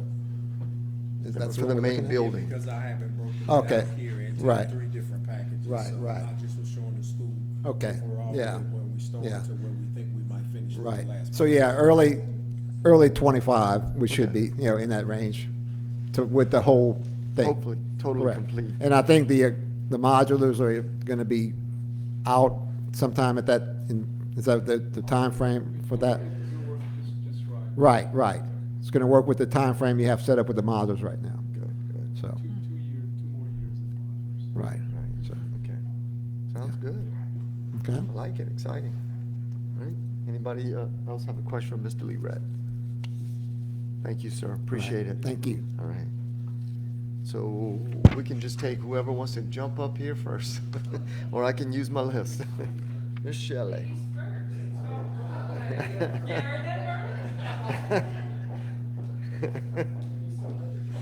I'm going to try to make this as quick as possible because I have quite a few, and I know we have some other architects that need to come up here. So I'd like to report, or I'm happy to report, that all of our school projects are in construction, or we have just, executed a contract with a contractor. So that's good news. For the school repair projects, the contract has been recorded, and we have a pre-construction meeting on Monday. The scope for this project includes minor exterior and interior repairs to Legion Park, East Homa, which is currently being used for Upper Little Caillou, Dularge Elementary, Coteau Bayou Blue, and Village East. Legion Park's roof will be replaced late summer after the contractor is finished at Acadian, which may bleed into the beginning of the school year. And asbestos abatement at East Homa, Coteau Bayou Blue, and Village East is going to be occurring this summer, May 30th, as soon as staff leaves. At Acadian Elementary, I know Ryan kind of gave you all a brief update already, the roofing contractor has mobilized and began work yesterday. They're going to do building number 3, which is next to the modular building. That's the building that's going to get an entire new roof. They're going to do that one first, then they're going to jump to the other repairs on the other buildings. The repair scope includes replacing all the windows on building number 1, which is the main building. And we're not replacing all of the storefront because it's quite a bit. Similar to Legion and Oak Lawn, we're going to be reducing the amount of glass, installing stud walls. Saves cost, it's safer, lots of positive things on that note. And half of the windows on building number 3, which is that side building near the modular. Other minor exterior repairs are going to occur with this project. Some interior and finishes, flooring, ceilings, mechanical and electrical components, stuff like that. Contractor is scheduled to store it once the asbestos ceiling tiles in the kitchen are abated. We're going to start with the kitchen and the cafeteria first. That's kind of the priority that in the administration area, that the principal and Ryan had kind of worked out a phasing plan, and that's sort of a priority. So we're going to get the asbestos ceiling tiles out of the kitchen, and then our contractor will move in and start work in that area. The contractor currently has 6 months construction time. I was just given the news that operable windows now have about a 6 to 7 month lead time, so that'll affect the schedule. But Acadian is going to have, Acadian has operable windows, Legion Park has operable windows, and then Oak Lawn will also have them. And that is because they don't have a sprinkler system, so the code tells you have to have an operable window or a door going directly outside.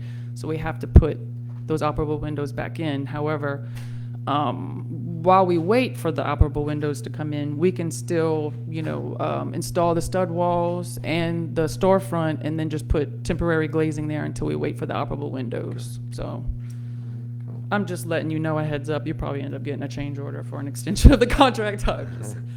Okay. Legion Park Elementary HVAC and window replacement project. The contract has been recorded and the pre-construction meeting is currently scheduled for Monday. Work will commence shortly thereafter. The contractor is working on issuing submittals to us and ordering materials.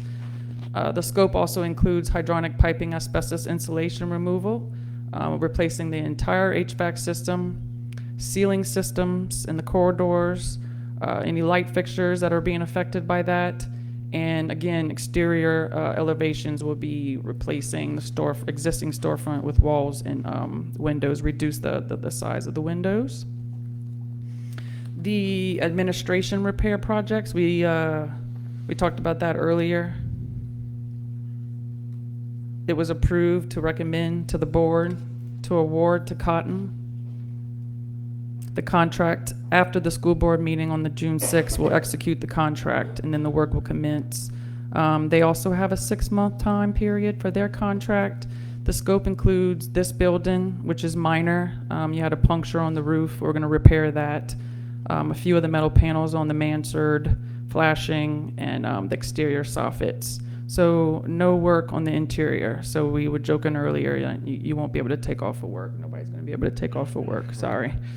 For the maintenance and transportation site, the scope includes repairing the bus garage, the storage carport, rebuilding the canopy over the fuel pump, rebuilding the fence storage, repairing the warehouse, and repairing the security complex.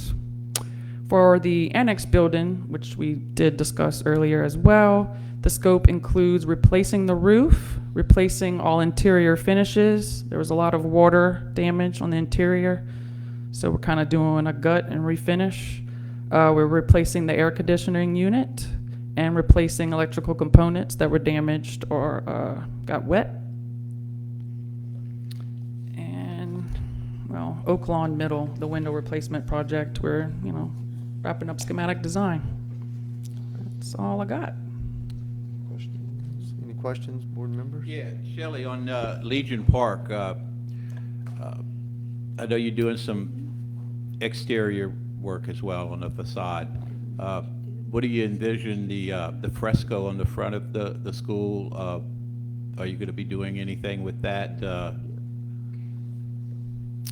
The front, Louisiana you're talking about the Purchase? oh no, we can't touch that. We're not touching that. Right. Yeah.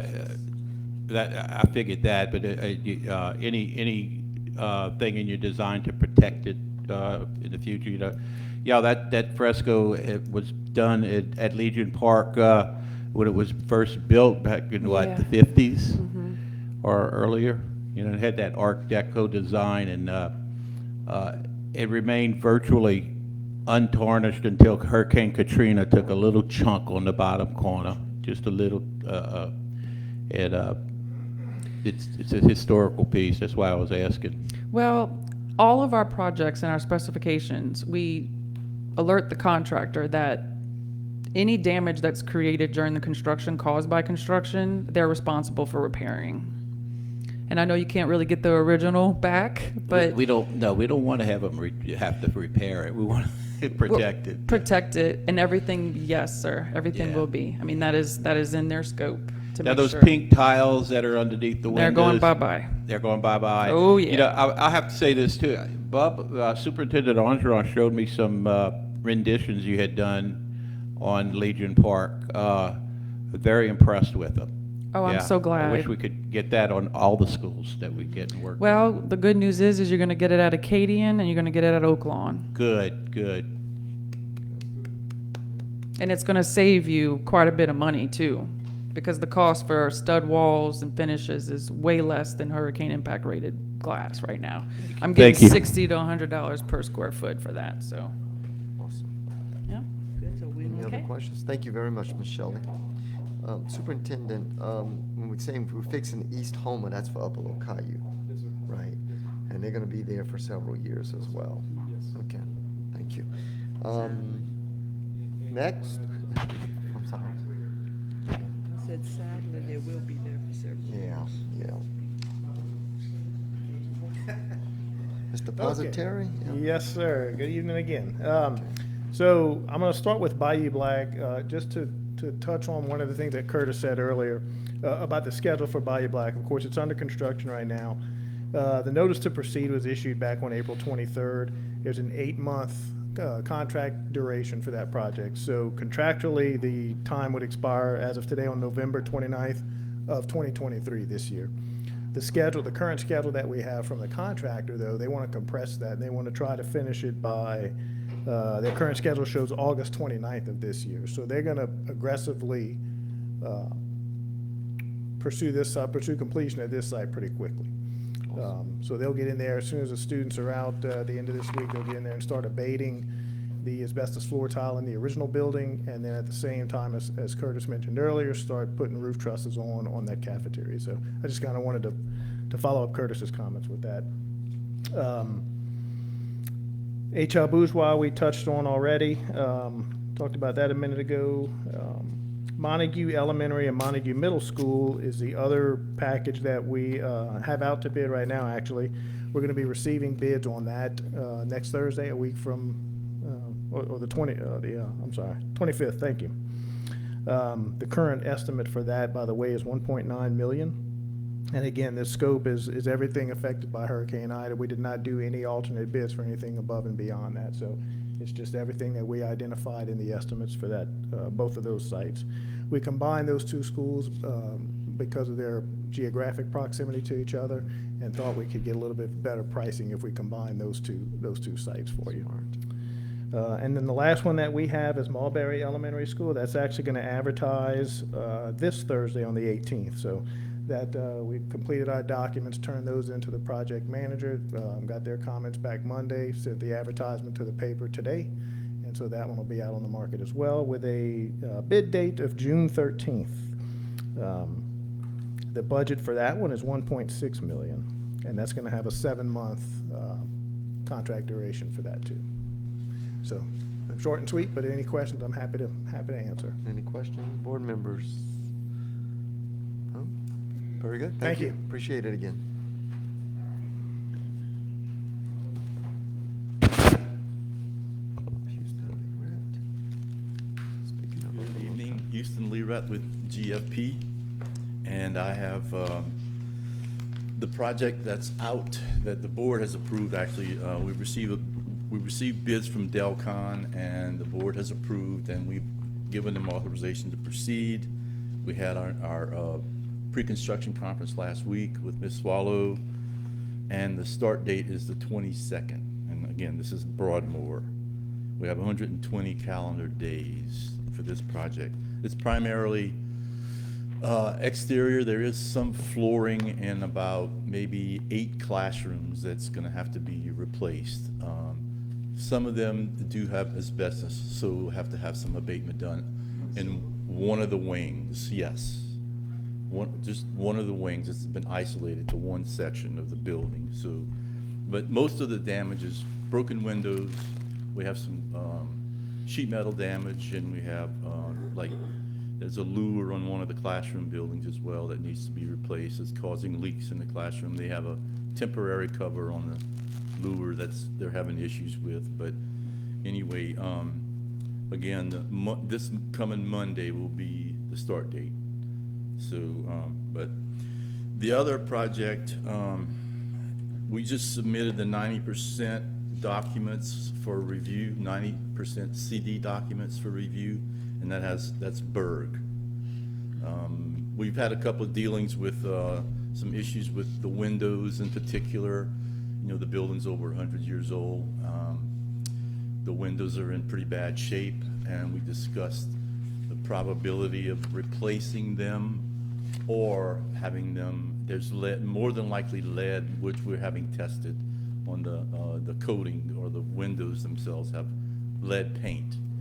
So we'll have to have that tested, which apparently we've already gotten Ritter out there. They're going to be sending us a report shortly, hopefully. So, but we've pretty much decided that we're going to keep the windows. They're double hung, they're old. We have to replace probably 80 different panes of glass in the windows, so that's, you know, anyway, we're going to keep the old windows. So the next project is West Park, and I will be submitting the 75% CD review documents by the end of next week. So we still have the damage assessment that we're trying to assess, actually trying to resolve a few issues with the pricing to correspond with FEMA requirements. So we're dealing with that as well.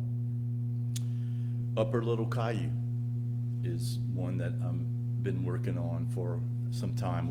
We've gotten pretty far along with that one. We've gotten to determine the 50% damage rule, which allowed us to proceed even further into estimating the cost to elevate the building, which is going to have to happen if it is rebuilt on that site.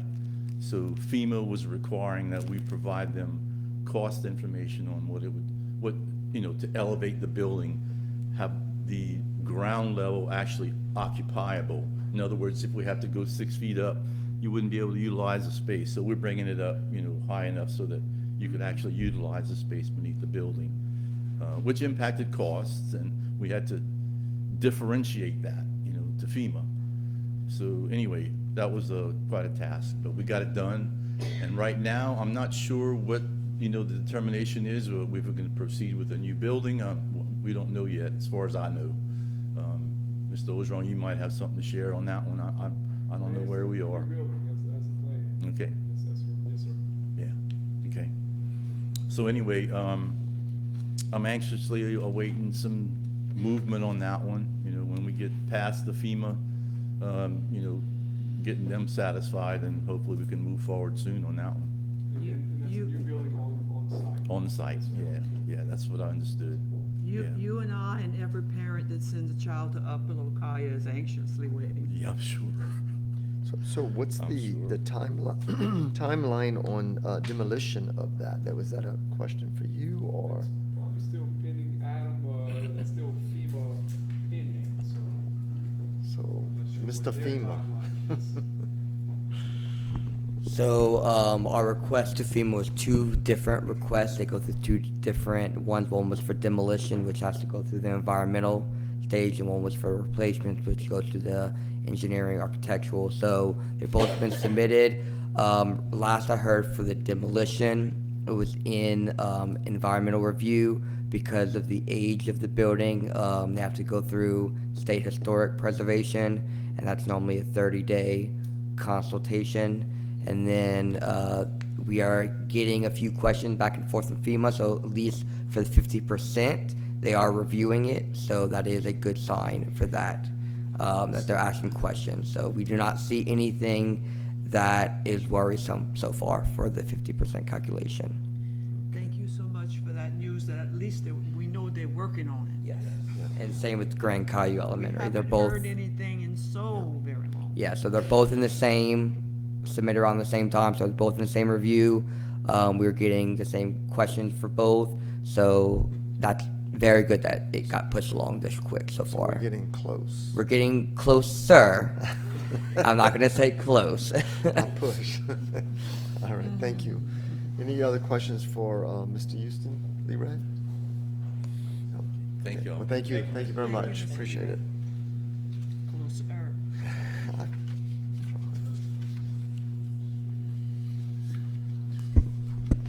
Good evening, everyone.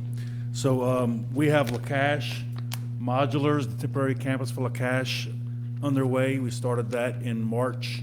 The site contractor got notice to proceed effective Monday, May 15th, with the 60 calendar day contract time, so they should be finished by July 14th, which at that time the school should be moving in, waxing floors, moving furniture, and all those various and sundry things that y'all need to do prior to the beginning of school. So it's a pretty the buildings are on site, the buildings have been set.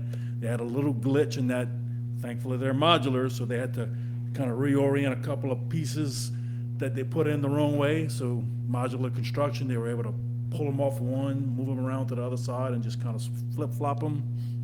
Thanks to the staff at South Terrebonne who really noticed that the office was put way on the opposite corner of where it was supposed to be, so they called me, rushed over there, said, y'all need to change this around, so they were able to do that over this past weekend. So that's where LaCache is at, so we're looking forward to having the kids at LaCache in a temporary campus come August.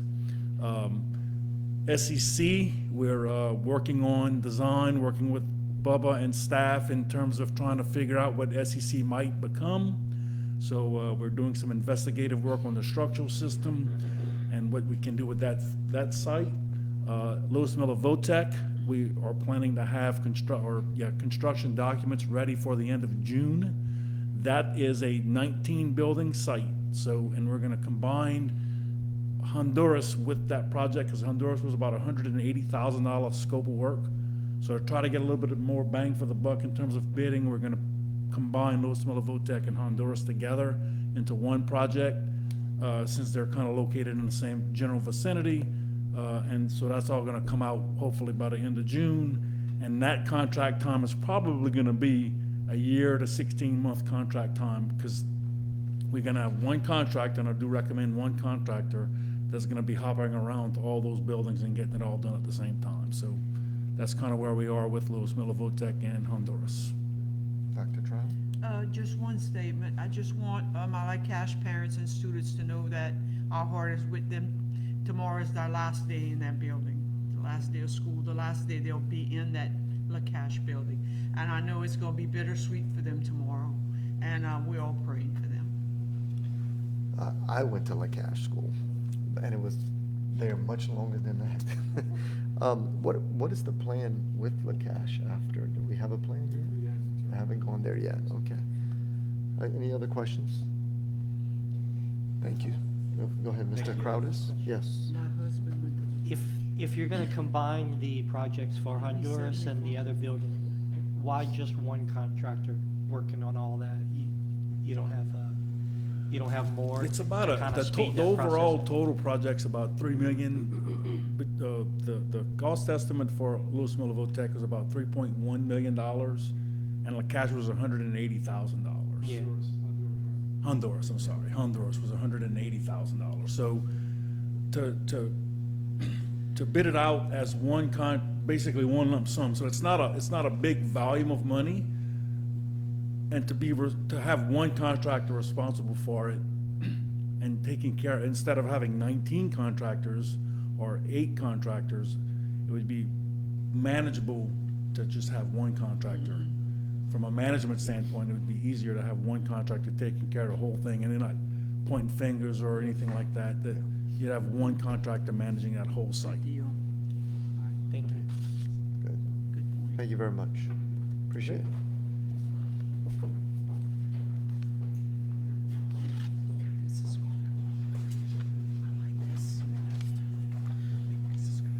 Hi, my name is Grant Wagensback. I'm with the Plantis Design Group. We have a package, as Ryan had stated, coming out. It starts advertising this week for Caldwell Middle and Gibson Elementary, and that'll be going to be bid on June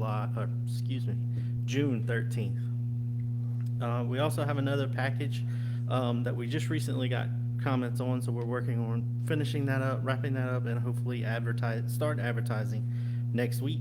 And that is Lisa Park Elementary and Oakshire Elementary, with hopefully a bid opening towards the end of June. Awesome. Good. Any questions, board members? Thank you. Appreciate it. Any other? That's it. Okay. Appreciate you guys coming up and elaborating on that. We really do. Yes. Absolutely. I think it's an adjournment. Motion to. Oh, sorry. You. Saving the best for And I had last. you written right here too. It was right here, Sammy, waiting for you. All right. I just have so much paper up here. Well, it sure is good to hear news like this, what's going on. Yes. Things are happening in the So schools. We waited for it, and it's happening finally. Yep. For the past month, we've had, put my glasses. about 378 work orders that were requested, and the completed was like 230. We had 61% completed. Another 30% is still open. It's on time. This is our new work order system. I don't know if y'all understand it yet, but it's going to get easier as it goes. Some of the projects we had to was going to some of the meetings with the project managers on the repairs. The South Terrebonne baseball field, we added some electrical service for the new batting cage and scoreboard out there. They did a great batting cage, you know, that we had to replace a gearbox at HL Bourgeois on the cooling tower. It went out, and that's one thing we're trying to get rid of. It's in the new project of replacing over there, but we had to replace it. Installed a new AC split unit at Lisa Park. At the Terrebonne baseball field, we added height to the center field where they were complaining about the light shining in their eyes, so we raised that up. Monitoring the construction of the softball field behind Homer Junior High that's going on right now. Well, what's the projected date on that, the softball field there? Will it be ready for, it's gonna be ready? Okay, that's my question. Summer's out of the question. Right. But by the season. Okay. I'll answer for you, Sammy, but that's what we kind of talked about, so. Okay, thank you. Thank you. We did pre-bid meetings and bid openings and all, so Yeah. that's about it. I know I sent you a text earlier this week or last week about Montague Middle School, the doors, plywood on there. I didn't realize we had plywood on those doors in the main. And the complaint was some of the screws, bolts were coming off, that it was, you know, maybe a safety hazard. I don't know if you had gone out there or sent somebody out there to investigate that or not. I think I sent it to you. Yeah, okay. you sent it to me and Bob, I believe. Yeah. But, yeah, we had somebody go look at them and just tighten them up. I mean, it's all in the plan of replacing, but we have to go by. Yeah. FEMA. Well, I know tomorrow's the last day of school, so that's gonna Yeah. help. But it was just at that moment, I was just informed of that, so appreciate you taking care of that. That was, as well. wasn't the first time I had a complaint about that door. Really? Yeah. Anything else? Motion to adjourn? Yes, sir. So moved, Dr. Trahan, second myself, public comments. Any board members?